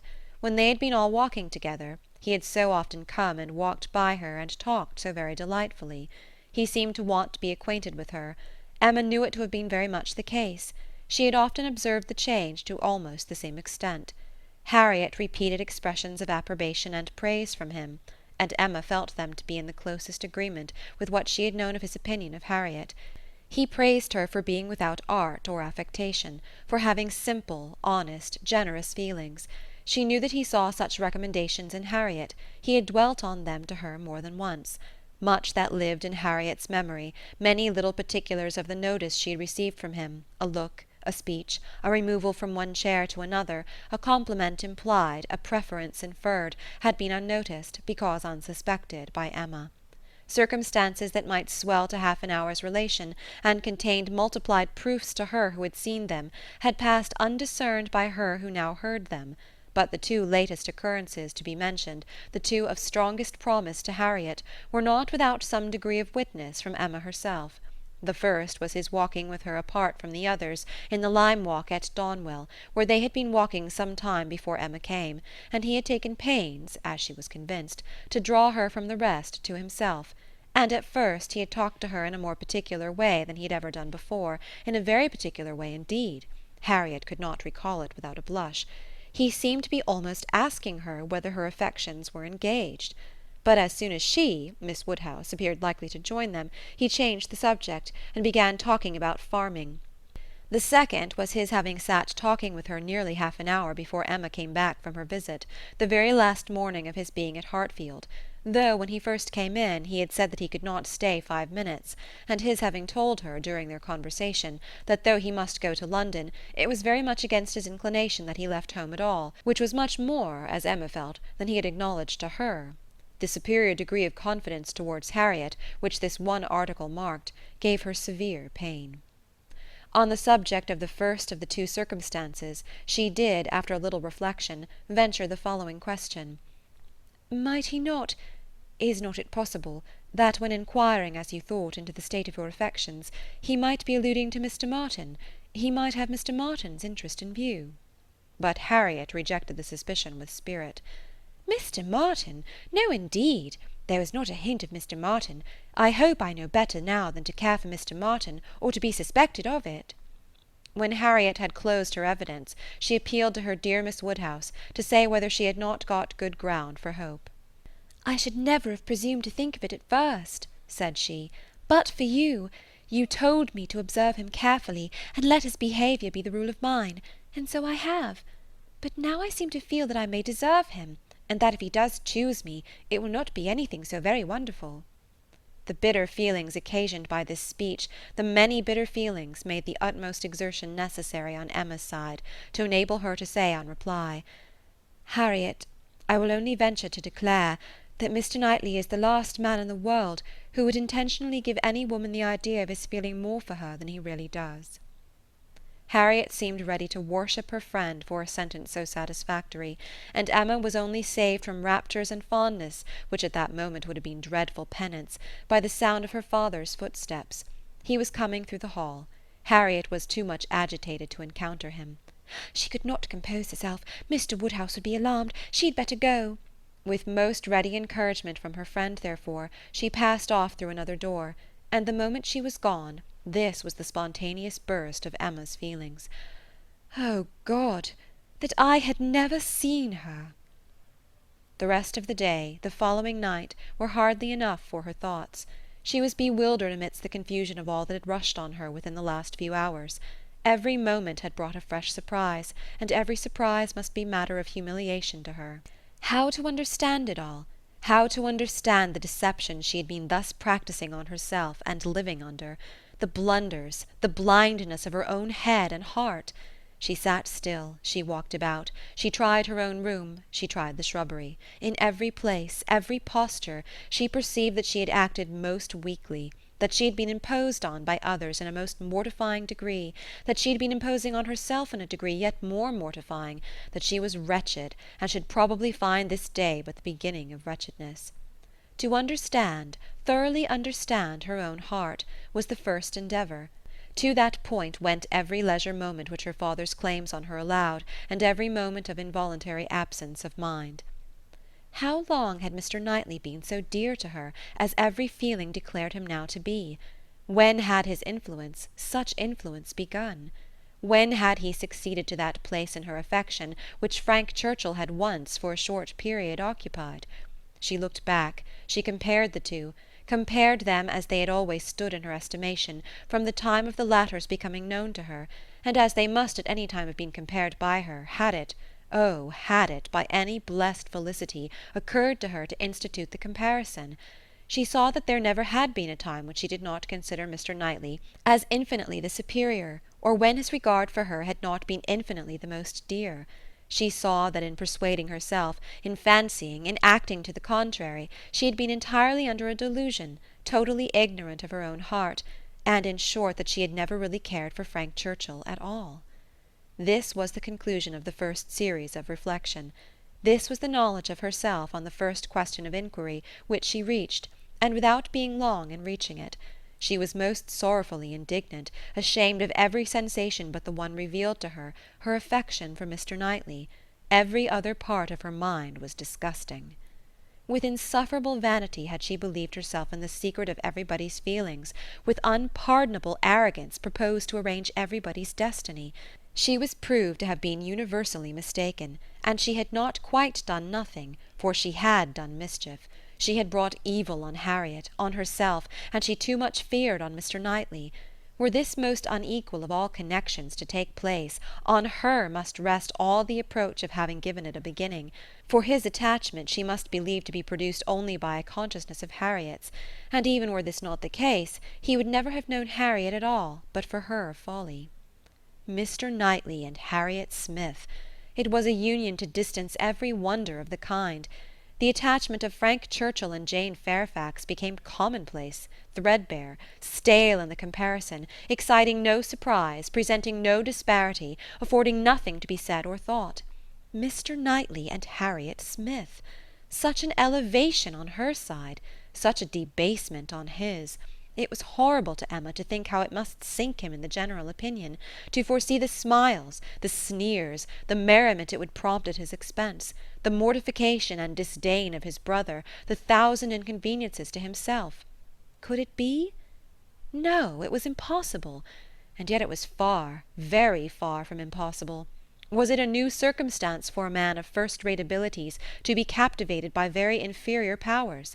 Was it new for one, perhaps too busy to seek, to be the prize of a girl who would seek him? Was it new for anything in this world to be unequal, inconsistent, incongruous, or for chance and circumstance, as second causes, to direct the human fate?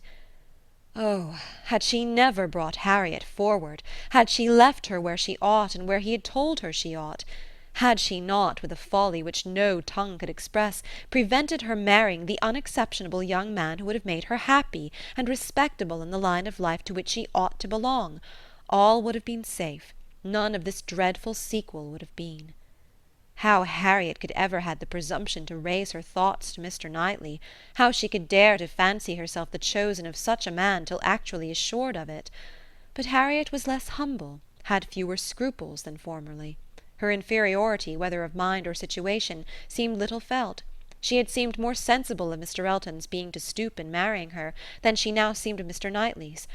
Alas, was not that her own doing too?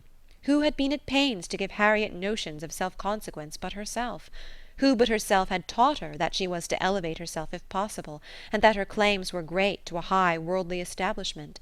If Harriet, from being humble, were grown vain, it was her doing too. Chapter 12. Till now that she was threatened with its loss, Emma had never known how much of her happiness depended on being first with Mr. Knightley, first in interest and affection. Satisfied that it was so, and feeling it her due, she had enjoyed it without reflection, and only in the dread of being supplanted found how inexpressibly important it had been. Long, very long, she felt she had been first, for, having no female connections of his own, there had been only Isabella whose claims could be compared with hers, and she had always known exactly how far he loved and esteemed Isabella. She had herself been first with him for many years past. She had not deserved it. She had often been negligent or perverse, slighting his advice, or even wilfully opposing him, insensible of half his merits, and quarrelling with him because he would not acknowledge her false and insolent estimation of her own. But still, from family attachment and habit, and thorough excellence of mind, he had loved her, and watched over her from a girl, with an endeavour to improve her, and an anxiety for her doing right, which no other creature had at all shared. In spite of all her faults, she knew she was dear to him. Might she not say, very dear? When the suggestions of hope, however, which must follow here, presented themselves, she could not presume to indulge them. Harriet Smith might think herself not unworthy of being peculiarly, exclusively, passionately loved by Mr. Knightley. She could not. She could not flatter herself with any idea of blindness in his attachment to her. She had received a very recent proof of its impartiality. How shocked had he been by her behaviour to Miss Bates! How directly, how strongly had he expressed himself to her on the subject! Not too strongly for the offence, but far, far too strongly to issue from any feeling softer than upright justice and clear-sighted goodwill. She had no hope, nothing to deserve the name of hope, that he could have that sort of affection for herself which was now in question, but there was a hope, at times a slight one, at times much stronger, that Harriet might have deceived herself and be overrating his regard for her. Wish it she must for his sake, be the consequence nothing to herself, but his remaining single all his life. Could she be secure of that, indeed, of his never marrying at all, she believed she should be perfectly satisfied. Let him but continue the same Mr. Knightley to her and her father, the same Mr. Knightley to all the world. Let Donwell and Hartfield lose none of their precious intercourse of friendship and confidence, and her peace would be fully secured. Marriage, in fact, would not do for her. It would be incompatible with what she owed to her father, and with what she felt for him. Nothing should separate her from her father. She would not marry, even if she were asked by Mr. Knightley. It must be her ardent wish that Harriet might be disappointed, and she hoped that when she was able to see them together again, she might at least be able to ascertain what the chances for it were. She should see them henceforward with the closest observance, and wretchedly as she had hitherto misunderstood even those she was watching, she did not know how to admit that she could be blinded here. He was expected back every day. The power of observation would be soon given, frightfully soon it appeared when her thoughts were in one course.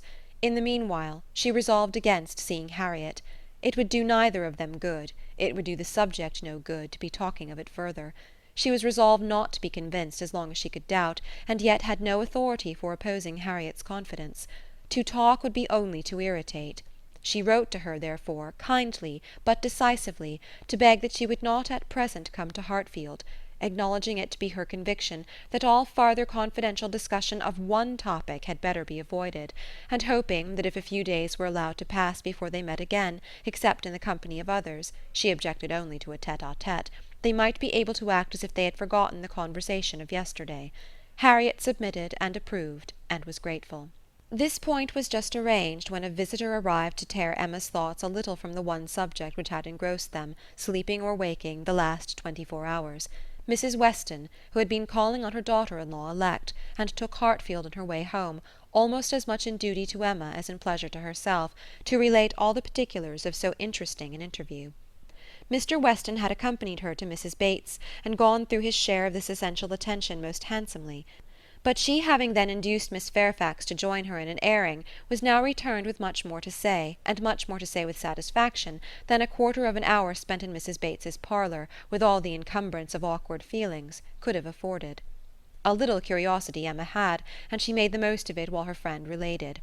Mrs. Weston had set off to pay the visit in a good deal of agitation herself, and in the first place had wished not to go at all at present, to be allowed merely to write to Miss Fairfax instead, and to defer this ceremonious call till a little time had passed, and Mr. Churchill could be reconciled to the engagements becoming known, as, considering everything, she thought such a visit could not be paid without leading to reports.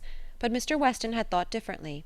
He was extremely anxious to show his approbation to Miss Fairfax and her family, and did not conceive that any suspicion could be excited by it, or if it were, that it would be of any consequence, for "such things," he observed, "always got about." Emma smiled, and felt that Mr. Weston had very good reason for saying so. They had gone, in short, and very great had been the evident distress and confusion of the lady. She had hardly been able to speak a word, and every look and action had showed how deeply she was suffering from consciousness. The quiet, heartfelt satisfaction of the old lady, and the rapturous delight of her daughter, who proved even too joyous to talk as usual, had been a gratifying, yet almost an affecting scene. They were both so truly respectable in their happiness, so disinterested in every sensation, thought so much of Jane, so much of everybody, and so little of themselves, that every kindly feeling was at work for them. Miss Fairfax's recent illness had offered a fair plea for Mrs. Weston to invite her to an airing. She had drawn back and declined at first, but on being pressed had yielded, and in the course of their drive Mrs. Weston had, by gentle encouragement, overcome so much of her embarrassment as to bring her to converse on the important subject.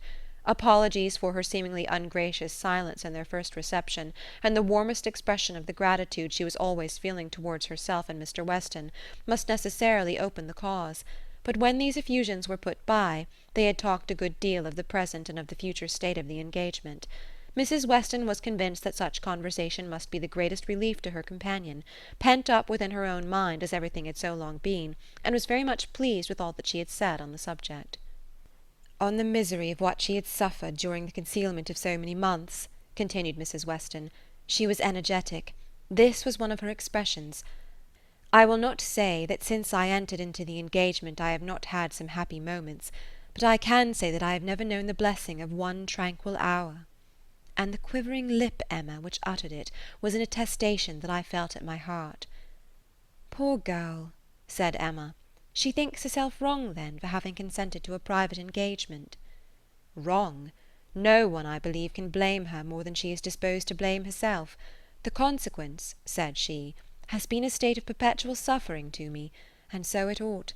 But after all the punishment that misconduct can bring, it is still not less misconduct. Pain is no expiation. I never can be blameless.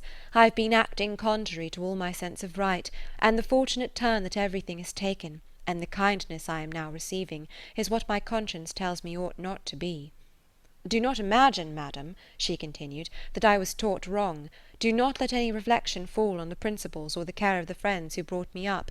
The error has been all my own, and I do assure you that, with all the excuse that present circumstances may appear to give, I shall yet dread making the story known to Colonel Campbell." "Poor girl," said Emma again. "She loves him then excessively, I suppose. It must have been from attachment only that she could be led to form the engagement. Her affection must have overpowered her judgment." "Yes, I have no doubt of her being extremely attached to him." "I am afraid," returned Emma, sighing, "that I must have often contributed to make her unhappy." "On your side, my love, it was very innocently done. But she probably had something of that in her thoughts when alluding to the misunderstandings which she had given us hints of before. One natural consequence of the evil she had involved herself in," she said, "was that of making her unreasonable. The consciousness of having done amiss had exposed her to 1,000 inquietudes, and made her captious and irritable to a degree that had been, hard for him to bear. I did not make the allowances," said she, "which I ought to have done, for his temper and spirits, his delightful spirits, and that gaiety, that playfulness of disposition, which, under any other circumstances, would, I am sure, have been as constantly bewitching to me as they were at first." She then began to speak of you, and of the great kindness which you had shown her during her illness, and, with a blush which showed me how it was all connected, desired me, whenever I had an opportunity, to thank you, I could not thank you too much, for every wish and every endeavour to do her good. She was sensible that you had never received any proper acknowledgment from herself. "If I did not know her to be happy now," said Emma seriously, "which, in spite of every little drawback from her scrupulous conscience, she must be, I could not bear these thanks. For, oh, Mrs. Weston, if there were an account drawn up of the evil and the good I have done Miss Fairfax. Well," checking herself and trying to be more lively, "this is all to be forgotten. You are very kind to bring me these interesting particulars. They show her to the greatest advantage. I am sure she is very good. I hope she will be very happy. It is fit that the fortune should be all on his side, for I think the merit will be all on hers." Such a conclusion could not pass unanswered by Mrs. Weston. She thought well of Frank in almost every respect, and what was more, she loved him very much, and her defence was, therefore, earnest. She talked with a great deal of reason, and at least equal affection, but she had too much to urge for Emma's attention. It was soon gone to Brunswick Square or to Donwell. She forgot to attempt to listen, and when Mrs. Weston ended with, "We have not yet had the letter we are so anxious for, you know, but I hope it will soon come," She was obliged to pause before she answered, and at last obliged to answer at random, before she could at all recollect what letter it was which they were so anxious for. "Are you well, my Emma?" was Mrs. Weston's parting question. "Oh, perfectly. I am always well, you know. Be sure to give me intelligence of the letter as soon as possible." Mrs. Weston's communications furnished Emma with more food for unpleasant reflection by increasing her esteem and compassion, and her sense of past injustice towards Miss Fairfax. She bitterly regretted not having sought a closer acquaintance with her, and blushed for the envious feelings which had certainly been in some measure the cause. Had she followed Mr. Knightley's known wishes in paying that attention to Miss Fairfax which was every way her due, had she tried to know her better, had she done her part towards intimacy, had she endeavoured to find a friend there instead of in Harriet Smith, she must in all probability have been spared from every pain which pressed on her now. Birth, abilities, and education had been equally marking one as an associate for her, to be received with gratitude, and the other, what was she? Supposing even that they had never become intimate friends, that she had never been admitted into Miss Fairfax's confidence on this important matter, which was most probable, still, in knowing her as she ought, and as she might, she must have been preserved from the abominable suspicions of an improper attachment to Mr. Dixon, which she had not only so foolishly fashioned and harboured herself, but had so unpardonably imparted, an idea which she greatly feared had been made a subject of material distress to the delicacy of Jane's feelings by the levity or carelessness of Frank Churchill's. Of all the sources of evil surrounding the former, since her coming to Highbury, she was persuaded that she must herself have been the worst. She must have been a perpetual enemy. They never could have been all three together without her having stabbed Jane Fairfax's peace in 1,000 instances, and on Box Hill, perhaps, it had been the agony of a mind that would bear no more. The evening of this day was very long and melancholy at Hartfield. The weather added what it could of gloom. A cold, stormy rain set in, and nothing of July appeared but in the trees and shrubs, which the wind was despoiling, and the length of the day, which only made such cruel sights the longer visible. The weather affected Mr. Woodhouse, and he could only be kept tolerably comfortable by almost ceaseless attention on his daughter's side, and by exertions which had never cost her half so much before. It reminded her of their first forlorn tete-a-tete on the evening of Mrs. Weston's wedding day.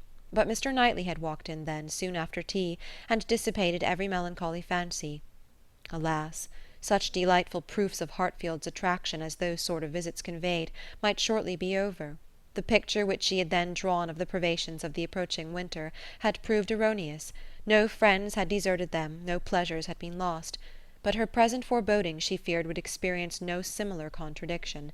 The prospect before her now was threatening to a degree that could not be entirely dispelled, that might not even be partly brightened.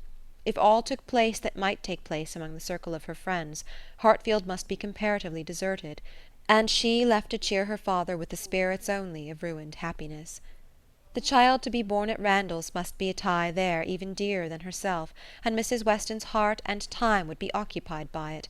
They should lose her, and probably, in great measure, her husband also. Frank Churchill would return among them no more, and Miss Fairfax, it was reasonable to suppose, would soon cease to belong to Highbury. They would be married, and settled either at or near Enscombe. All that were good would be withdrawn, and if to these losses the loss of Donwell were to be added, what would remain of cheerful or of rational society within their reach?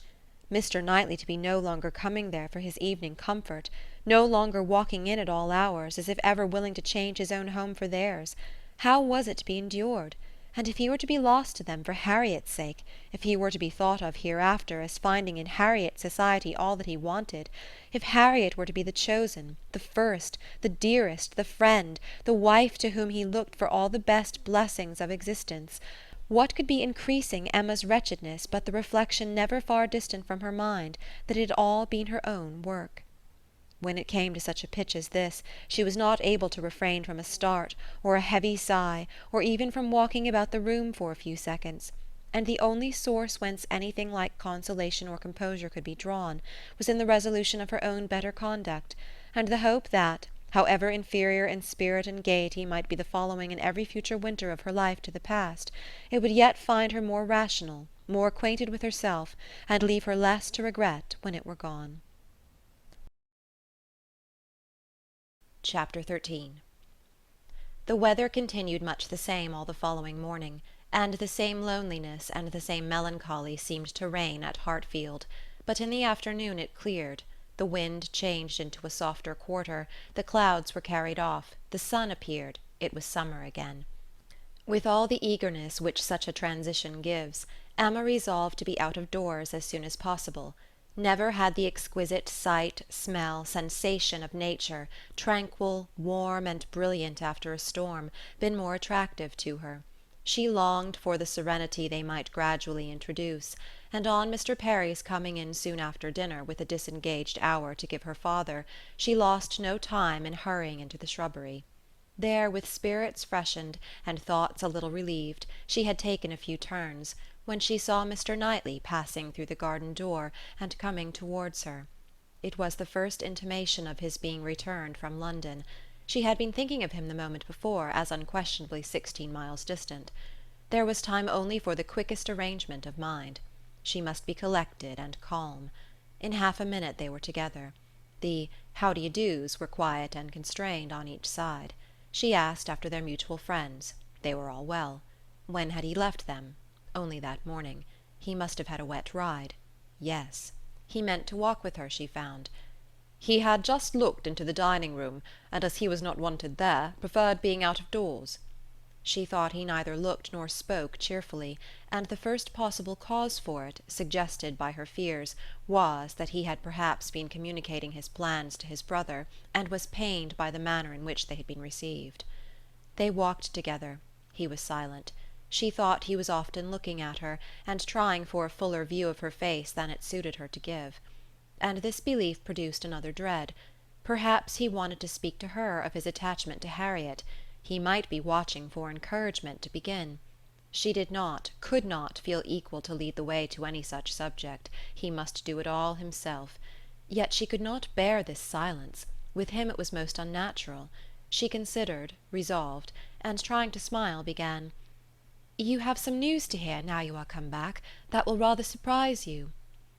"Have I?" said he quietly, and looking at her. "Of what nature?" "Oh, the best nature in the world. A wedding." After waiting a moment, as if to be sure she intended to say no more, he replied, "If you mean Miss Fairfax and Frank Churchill, I have heard that already."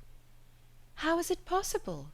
cried Emma, turning her glowing cheeks towards him, for while she spoke it occurred to her that he might have called at Mrs. Goddard's in his way. "I had a few lines on parish business from Mr. Weston this morning, and at the end of them he gave me a brief account of what had happened." Emma was quite relieved, and could presently say, with a little more composure, "You probably have been less surprised than any of us, for you have had your suspicions. I have not forgotten that you once tried to give me a caution. I wish I had attended to it, but," with a sinking voice and heavy sigh, "I seem to have been doomed to blindness." For a moment or two nothing was said, and she was unsuspicious of having excited any particular interest, till she found her arm drawn within his and pressed against his heart, and heard him thus saying, in a tone of great sensibility, speaking low, "Time, my dearest Emma, will heal the wound. Your own excellent sense, your exertions for your father's sake, I know you will not allow yourself—" Her arm was pressed again, as he added, in a more broken and subdued accent, "the feelings of the warmest friendship, indignation, abominable scoundrel," and in a louder, steadier tone he concluded with, "He will soon be gone. They will soon be in Yorkshire. I am sorry for her. She deserves a better fate."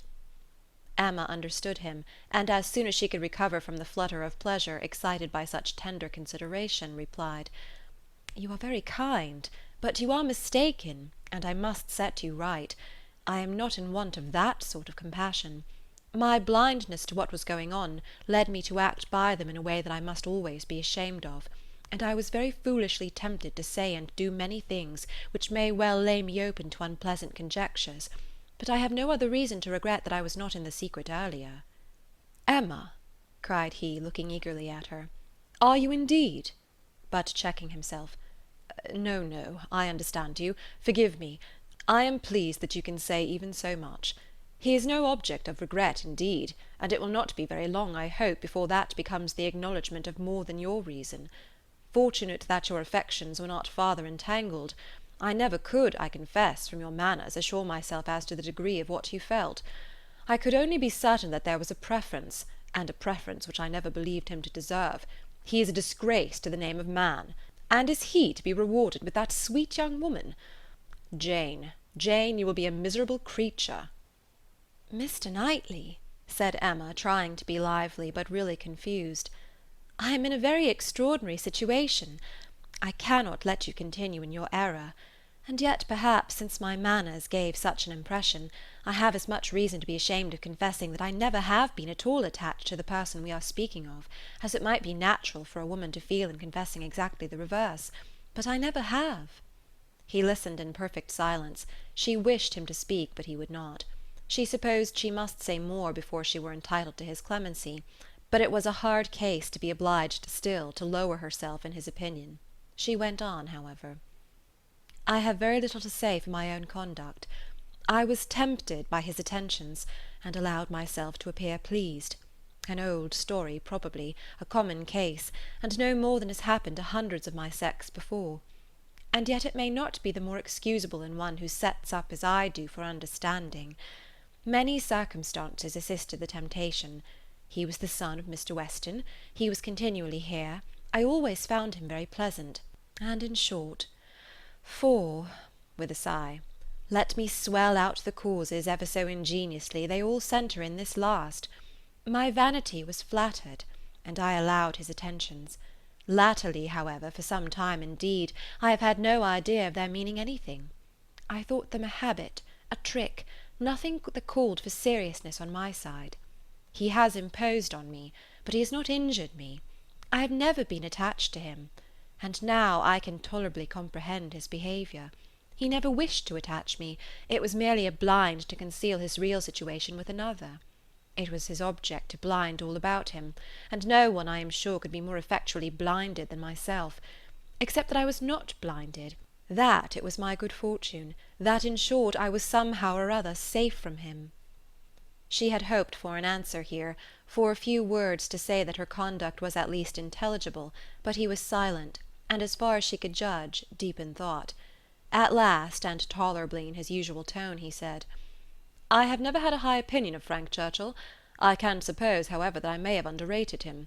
My acquaintance with him has been but trifling, and even if I have not underrated him hitherto, he may yet turn out well. With such a woman he has a chance. I have no motive for wishing him ill, and for her sake, whose happiness will be involved in his good character and conduct, I shall certainly wish him well." "I have no doubt of their being happy together," said Emma. "I believe them to be very mutually and very sincerely attached." "He is a most fortunate man," returned Mr. Knightley with energy.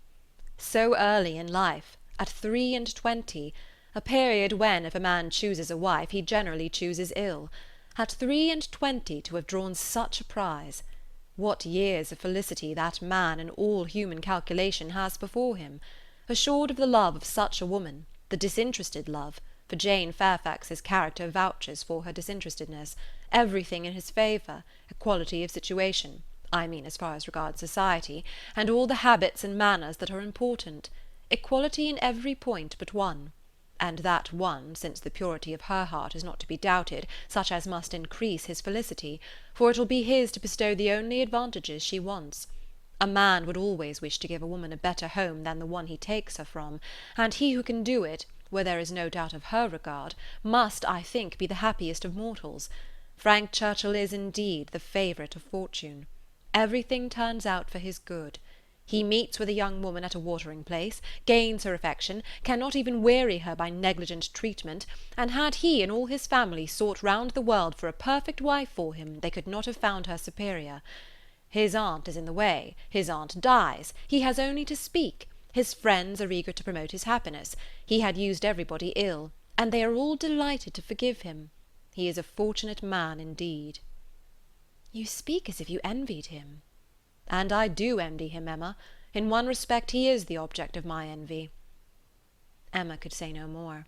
They seemed to be within half a sentence of Harriet, and her immediate feeling was to avert the subject, if possible. She made her plan. She would speak of something totally different, the children in Brunswick Square, and she waited only for breath to begin when Mr. Knightley startled her by saying, "You will not ask me what is the point of envy. You are determined, I see, to have no curiosity. You are wise. But I cannot be wise. Emma, I must tell you what you will not ask, though I may wish it unsaid the next moment." "Oh, then don't speak it, don't speak it," she eagerly cried. "Take a little time, consider, do not commit yourself." "Thank you," said he in an accent of deep mortification, and not another syllable followed. Emma could not bear to give him pain. He was wishing to confide in her, perhaps to consult her; cost her what it would, she would listen. She might assist his resolution or reconcile him to it. She might give just praise to Harriet, or by representing to him his own independence, relieve him from that state of indecision which must be more intolerable than any alternative to such a mind as his. They had reached the house. "You are going in, I suppose?" said he. "No," replied Emma, quite confirmed by the depressed manner in which he still spoke. "I should like to take another turn. Mr. Perry is not gone." And after proceeding a few steps, she added, "I stopped you ungraciously just now, Mr. Knightley, and I am afraid gave you pain. But if you have any wish to speak openly to me as a friend, or to ask my opinion of anything that you may have in contemplation, as a friend indeed you may command me. I will hear whatever you like. I will tell you exactly what I think." "As a friend," repeated Mr. Knightley. "Emma, that, I fear, is a word. No, I have no wish. Stay, yes, why should I hesitate? I have gone too far already for concealment. Emma, I accept your offer. Extraordinary as it may seem, I accept it, and refer myself to you as a friend. Tell me, then, have I no chance of ever succeeding?" He stopped in his earnestness to look the question, and the expression of his eyes overpowered her. "My dearest Emma," said he, "for dearest you will always be, whatever the event of this hour's conversation, my dearest, most beloved Emma, tell me at once, say no if it is to be said." She could really say nothing. "You are silent," he cried with great animation. "Absolutely silent. At present I ask no more." Emma was almost ready to sink under the agitation of this moment. The dread of being awakened from the happiest dream was perhaps the most prominent feeling. "I cannot make speeches, Emma," he soon resumed, and in a tone of such sincere, decided, intelligible tenderness as was tolerably convincing. "If I loved you less, I might be able to talk about it more. But you know what I am. You hear nothing but truth from me. I have blamed you and lectured you, and you have borne it as no other woman in England would have borne it. Bear with the truths I would tell you now, dearest Emma, as well as you have borne with them. The manner, perhaps, may have as little to recommend them. God knows I have been a very indifferent lover. But you understand me. Yes, you see, you understand my feelings, and will return them if you can. At present I ask only to hear, once to hear your voice." While he spoke, Emma's mind was most busy, and with all the wonderful velocity of thought had been able, and yet without losing a word, to catch and comprehend the exact truth of the whole, to see that Harriet's hopes had been entirely groundless, a mistake, a delusion, as complete a delusion as any of her own, that Harriet was nothing, that she was everything herself, that what she had been saying relative to Harriet had been all taken as the language of her own feelings, and that her agitation, her doubts, her reluctance, her discouragement, had been all received as discouragement from herself. And not only was there time for these convictions, with all their glow of attendant happiness, there was time also to rejoice that Harriet's secret had not escaped her, and to resolve that it need not and should not. It was all the service she could now render her poor friend, for as to any of that heroism of sentiment which might have prompted her to entreat him to transfer his affection from herself to Harriet, as infinitely the most worthy of the two, or even the more simple sublimity of resolving to refuse him at once and for ever, without vouchsafing any motive, because he could not marry them both, Emma had it not.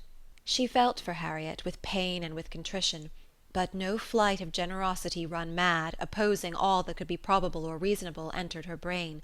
She had led her friend astray, and it would be a reproach to her forever, but her judgment was as strong as her feelings, and as strong as it had ever been before, in reprobating any such alliance for him, as most unequal and degrading.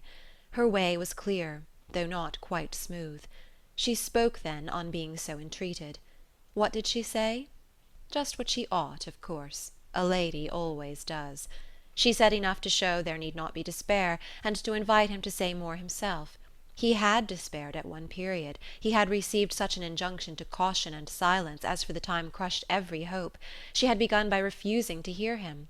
The change had perhaps been somewhat sudden, her proposal of taking another turn, her renewing the conversation which she had just put an end to, might be a little extraordinary.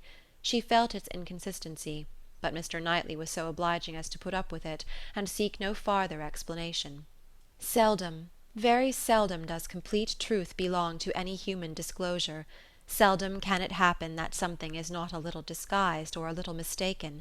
But where, as in this case, though the conduct is mistaken, the feelings are not, it may not be very material. Mr. Knightley could not impute to Emma a more relenting heart than she possessed, or a heart more disposed to accept of his. He had, in fact, been wholly unsuspicious of his own influence. He had followed her into the shrubbery with no idea of trying it. He had come, in his anxiety to see how she bore Frank Churchill's engagement, with no selfish view, no view at all, but of endeavouring, if she allowed him an opening, to soothe or to counsel her. The rest had been the work of the moment, the immediate effect of what he heard on his feelings. The delightful assurance of her total indifference towards Frank Churchill, of her having a heart completely disengaged from him, had given birth to the hope that in time he might gain her affection himself. But it had been no present hope. He had only, in the momentary conquest of eagerness over judgment, aspired to be told that she did not forbid his attempt to attach her. The superior hopes which gradually opened were so much the more enchanting. The affection which he had been asking to be allowed to create, if he could, was already his. Within half an hour he had passed from a thoroughly distressed state of mind to something so like perfect happiness that it could bear no other name. Her change was equal. This 1 half-hour had given to each the same precious certainty of being beloved, had cleared from each the same degree of ignorance, jealousy, or distrust. On his side there had been a long-standing jealousy, old as the arrival, or even the expectation, of Frank Churchill. He had been in love with Emma, and jealous of Frank Churchill, from about the same period, one sentiment having probably enlightened him as to the other. It was his jealousy of Frank Churchill that had taken him from the country. The Box Hill party had decided him on going away. He would save himself from witnessing again such permitted encouraged attentions. He had gone to learn to be indifferent. But he had gone to a wrong place. There was too much domestic happiness in his brother's house. Woman wore too amiable a form in it. Isabella was too much like Emma, differing only in those striking inferiorities which always brought the other in brilliancy before him, for much to have been done, even had his time been longer. He had stayed on, however, vigorously, day after day, till this very morning's post had conveyed the history of Jane Fairfax. Then, with the gladness which must be felt, nay, which he did not scruple to feel, having never believed Frank Churchill to be at all deserving Emma, was there so much fond solicitude, so much keen anxiety for her, that he could stay no longer. He had ridden home through the rain, and had walked up directly after dinner, to see how this sweetest and best of all creatures, faultless in spite of all her faults, bore the discovery. He had found her agitated and low. Frank Churchill was a villain. He heard her declare that she had never loved him. Frank Churchill's character was not desperate. She was his own Emma, by hand and word, when they returned into the house, and if he could have thought of Frank Churchill then, he might have deemed him a very good sort of fellow. Chapter 14. What totally different feelings did Emma take back into the house from what she had brought out! She had then been only daring to hope for a little respite of suffering. She was now in an exquisite flutter of happiness, and such happiness, moreover, as she believed must still be greater when the flutter should have passed away. They sat down to tea, the same party round the same table. How often it had been collected! And how often had her eyes fallen on the same shrubs in the lawn, and observed the same beautiful effect of the western sun! But never in such a state of spirits, never in anything like it, and it was with difficulty that she could summon enough of her usual self to be the attentive lady of the house, or even the attentive daughter. Poor Mr. Woodhouse little suspected what was plotting against him in the breast of that man whom he was so cordially welcoming, and so anxiously hoping might not have taken cold from his ride. Could he have seen the heart, he would have cared very little for the lungs. but without the most distant imagination of the impending evil, without the slightest perception of anything extraordinary in the looks or ways of either, he repeated to them very comfortably all the articles of news he had received from Mr. Perry, and talked on with much self-contentment, totally unsuspicious of what they could have told him in return. As long as Mr. Knightley remained with them, Emma's fever continued, but when he was gone she began to be a little tranquillized and subdued, and in the course of the sleepless night, which was the tax for such an evening, she found one or two such very serious points to consider as made her feel that even her happiness must have some alloy: her father and Harriet. She could not be alone without feeling the full weight of their separate claims, and how to guard the comfort of both to the utmost was the question. With respect to her father it was a question soon answered. She hardly knew yet what Mr. Knightley would ask, but a very short parley with her own heart produced the most solemn resolution of never quitting her father. She even wept over the idea of it, as a sin of thought. While he lived it must be only an engagement, but she flattered herself that if divested of the danger of drawing her away, it might become an increase of comfort to him. How to do her best by Harriet was of more difficult decision. How to spare her from any unnecessary pain, how to make her any possible atonement, how to appear least her enemy? On these subjects her perplexity and distress were very great, and her mind had to pass again and again through every bitter reproach and sorrowful regret that had ever surrounded it. She could only resolve at last that she would still avoid a meeting with her, and communicate all that need be told by letter, that it would be inexpressibly desirable to have her removed just now for a time from Highbury, and, indulging in one more scheme, nearly resolve that it might be practicable to get an invitation for her to Brunswick Square. Isabella had been pleased with Harriet, and a few weeks spent in London must give her some amusement. She did not think it in Harriet's nature to escape being benefited by novelty and variety, by the streets, the shops, and the children. At any rate, it would be a proof of attention and kindness in herself, from whom everything was due, a separation for the present, an averting of the evil day when they must all be together again. She rose early, and wrote her letter to Harriet, an employment which left her so very serious, so nearly sad, that Mr. Knightley, in walking up to Hartfield to breakfast, did not arrive at all too soon, and half an hour stolen afterwards to go over the same ground again with him, literally and figuratively, was quite necessary to reinstate her in a proper share of the happiness of the evening before. He had not long left her, by no means long enough for her to have the slightest inclination for thinking of anybody else, when a letter was brought her from Randalls, a very thick letter. She guessed what it must contain, and deprecated the necessity of reading it. She was now in perfect charity with Frank Churchill. She wanted no explanations. She wanted only to have her thoughts to herself, and as for understanding anything he wrote, she was sure she was incapable of it. It must be waded through, however. She opened the packet. It was too surely so. A note from Mrs. Weston to herself ushered in the letter from Frank to Mrs. Weston. I have the greatest pleasure, my dear Emma, in forwarding to you the enclosed. I know what thorough justice you will do it, and have scarcely a doubt of its happy effect. I think we shall never materially disagree about the writer again, but I will not delay you by a long preface. We are quite well. This letter has been the cure of all the little nervousness I have been feeling lately. I did not quite like your looks on Tuesday, but it was an ungenial morning, and though you will never own being affected by weather, I think everybody feels a north-east wind. I felt for your dear father very much in the storm of Tuesday afternoon and yesterday morning, but had the comfort of hearing last night by Mr. Perry that it had not made him ill. Yours ever, A.W. To Mrs. Weston, Windsor, July.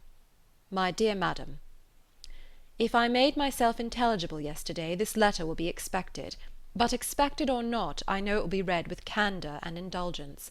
You are all goodness, and I believe there will be need of even all your goodness to allow for some parts of my past conduct. But I have been forgiven by one who had still more to resent. My courage rises while I write it. It is very difficult for the prosperous to be humble. I have already met with such success in 2 applications for pardon, that I may be in danger of thinking myself too sure of yours, and of those among your friends who have had any ground of offence. You must all endeavour to comprehend the exact nature of my situation when I first arrived at Randalls. You must consider me as having a secret which was to be kept at all hazards. This was the fact. My right to place myself in a situation requiring such concealment is another question. I shall not discuss it here. For my temptation to think it aright, I refer every caviller to a brick house, sashed windows below and casements above, in Highbury. I dared not address her openly. My difficulties in the then state of Enscombe must be too well known to require definition, and I was fortunate enough to prevail before we parted at Weymouth, and to induce the most upright female mind in the creation to stoop in charity to a secret engagement. Had she refused, I should have gone mad. But you will be ready to say, what was your hope in doing this? What did you look forward to? To anything, everything, to time, chance, circumstance, slow effects, sudden bursts, perseverance and weariness, health and sickness. Every possibility of good was before me, and the first of blessings secured, in obtaining her promises of faith and correspondence. If you need farther explanation, I have the honour, my dear madam, of being your husband's son, and the advantage of inheriting a disposition to hope for good, which no inheritance of houses or lands can ever equal the value of. See me, then, under these circumstances, arriving on my first visit to Randalls, and here I am conscious of wrong, for that visit might have been sooner paid. You will look back and see that I did not come till Miss Fairfax was in Highbury, and as you were the person slighted, you will forgive me instantly. But I must work on my father's compassion by reminding him that so long as I absented myself from his house, so long I lost the blessing of knowing you. My behaviour during the very happy fortnight which I spent with you did not, I hope, lay me open to reprehension, excepting on one point. And now I come to the principal, the only important part of my conduct while belonging to you, which excites my own anxiety, or requires very solicitous explanation. With the greatest respect and the warmest friendship do I mention Miss Woodhouse. My father perhaps will think I ought to add, with the deepest humiliation. A few words which dropped from him yesterday spoke his opinion, and some censure I acknowledge myself liable to. My behaviour to Miss Woodhouse indicated, I believe, more than it ought. In order to assist a concealment so essential to me, I was led on to make more than an allowable use of the sort of intimacy into which we were immediately thrown. I cannot deny that Miss Woodhouse was my ostensible object, but I am sure you will believe the declaration, that had I not been convinced of her indifference, I would not have been induced by any selfish views to go on. Amiable and delightful as Miss Woodhouse is, she never gave me the idea of a young woman likely to be attached, and that she was perfectly free from any tendency to being attached to me was as much my conviction as my wish. She received my attentions with an easy, friendly, good-humoured playfulness which exactly suited me. We seemed to understand each other. From our relative situation, those attentions were her due, and were felt to be so. Whether Miss Woodhouse really began to understand me before the expiration of that fortnight, I cannot say. When I called to take leave of her, I remember that I was within a moment of confessing the truth, and I then fancied she was not without suspicion. But I have no doubt of her having since detected me, at least in some degree. She may not have surmised the whole, but her quickness must have penetrated a part. I cannot doubt it. You will find, whenever the subject becomes freed from its present restraints, that it did not take her wholly by surprise. She frequently gave me hints of it. I remember her telling me at the ball that I owed Mrs. Elton gratitude for her attentions to Miss Fairfax. I hope this history of my conduct towards her will be admitted by you and my father as great extenuation of what you saw amiss. While you considered me as having sinned against Emma Woodhouse, I could deserve nothing from either. Acquit me here, and procure for me, when it is allowable, the acquittal and good wishes of that said Emma Woodhouse, whom I regard with so much brotherly affection, as to long to have her deeply and as happily in love as myself. Whatever strange things I said or did during that fortnight, you have now a key to. My heart was in Highbury, and my business was to get my body thither as often as might be, and with the least suspicion. If you remember any queernesses, set them all down to the right account. Of the pianoforte so much talked of, I feel it only necessary to say that its being ordered was absolutely unknown to Miss F., who would never have allowed me to send it had any choice been given her. The delicacy of her mind throughout the whole engagement, my dear madam, is much beyond my power of doing justice to. You will soon, I earnestly hope, know her thoroughly yourself. No description can describe her. She must tell you herself what she is, yet not by word, for never was there a human creature who would so designedly suppress her own merit. Since I began this letter, which will be longer than I foresaw, I have heard from her. She gives a good account of her own health, but as she never complains, I dare not depend. I want to have your opinion of her looks. I know you will soon call on her. She is living in a dread of the visit. Perhaps it is paid already. Let me hear from you without delay. I am impatient for 1,000 particulars. Remember how few minutes I was at Randalls, and in how bewildered, how mad a state, and I am not much better yet, still insane either from happiness or misery. When I think of the kindness and favour I have met with, of her excellence and patience, and my uncle's generosity, I am mad with joy. But when I recollect all the uneasiness I occasioned her, and how little I deserve to be forgiven, I am mad with anger. If I could but see her again! But I must not propose it yet. My uncle has been too good for me to encroach. I must still add to this long letter. You have not heard all that you ought to hear. I could not give any connected detail yesterday, but the suddenness, and in one light the unseasonableness with which the affair burst out, needs explanation. For though the event of the 26th, as you will conclude, immediately opened to me the happiest prospects, I should not have presumed on such early measures but from the very particular circumstances which left me not an hour to lose. I should myself have shrunk from anything so hasty, and she would have felt every scruple of mine with multiplied strength and refinement. But I had no choice. The hasty engagement she had entered into with that woman— Here, my dear madam, I was obliged to leave off abruptly to recollect and compose myself. I have been walking over the country, and am now, I hope, rational enough to make the rest of my letter what it ought to be. It is, in fact, a most mortifying retrospect for me.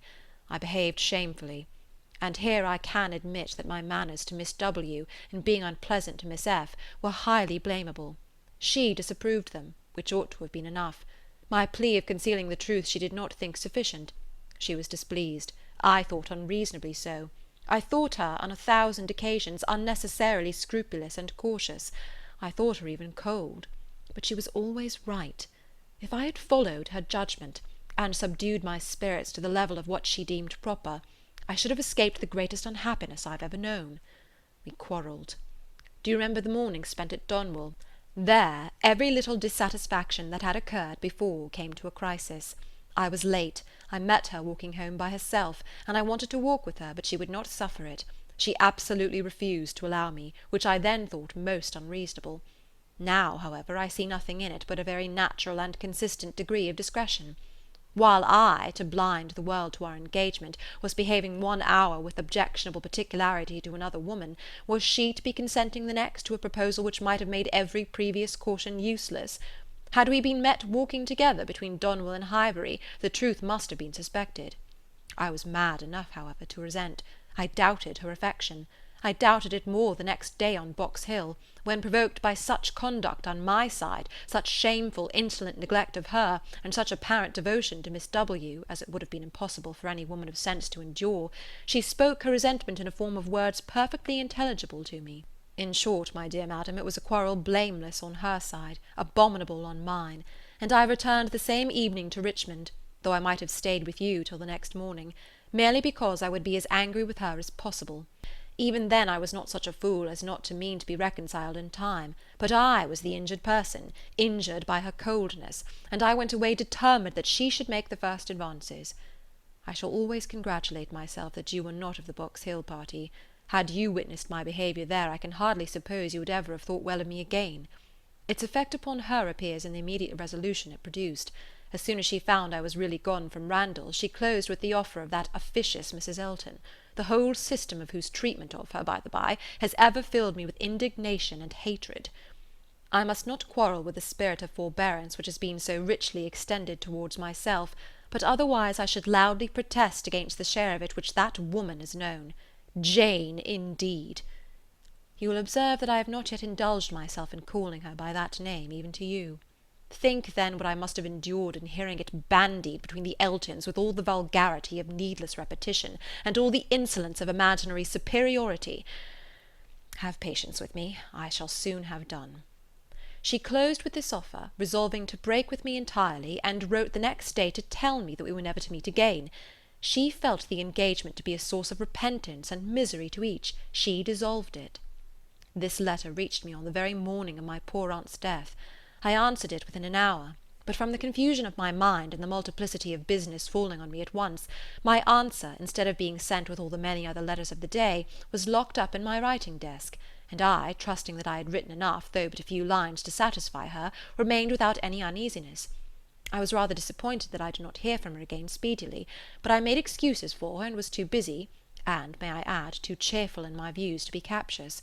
We removed to Windsor, and 2 days afterwards I received a parcel from her, my own letters all returned, and a few lines at the same time by the post, stating her extreme surprise at not having had the smallest reply to her last, and adding that as silence on such a point could not be misconstrued, and as it must be equally desirable to both to have every subordinate arrangement concluded as soon as possible, she now sent me by a safe conveyance all my letters, and requested that if I could not directly command hers, so as to send them to Highbury within a week, I would forward them after that period to her at— In short, the full direction to Mr. Smallridge's near Bristol stared me in the face. I knew the name, the place, I knew all about it, and instantly saw what she had been doing. It was perfectly accordant with that resolution of character which I knew her to possess, and the secrecy she had maintained, as to any such design in her former letter, was equally descriptive of its anxious delicacy. For the world would not she have seemed to threaten me. Imagine the shock! Imagine how, till I had actually detected my own blunder, I raved at the blunders of the post. What was to be done? One thing only. I must speak to my uncle. Without his sanction I could not hope to be listened to again. I spoke. Circumstances were in my favour. The late event had softened away all his pride, and he was, earlier than I could have anticipated, wholly reconciled and complying, and could say at last, poor man, with a deep sigh, that he wished I might find as much happiness in the marriage state as he had done. I felt that it would be of a different sort. Are you disposed to pity me for what I must have suffered in opening the cause to him, for my suspense while all was at stake? No, do not pity me till I reached Highbury, and saw how ill I had made her. Do not pity me till I saw her wan, sick looks. I received Highbury at the time of day when, from my knowledge of their late breakfast hour, I was certain of a good chance of finding her alone. I was not disappointed, and at last I was not disappointed either in the object of my journey. A great deal of very reasonable, very just displeasure I had to persuade away, but it is done. We are reconciled, dearer, much dearer than ever, and no moment's uneasiness can ever occur between us again. Now, my dear madam, I will release you. But I could not conclude before. 1,000 and 1,000 thanks for all the kindness you have ever shown me, and 10,000 for the attentions your heart will dictate towards her. If you think me in a way to be happier than I deserve, I am quite of your opinion. Miss W. calls me the child of good fortune. I hope she is right. In one respect my good fortune is undoubted, that of being able to subscribe myself, your obliged and affectionate son, F. C. Weston Churchill.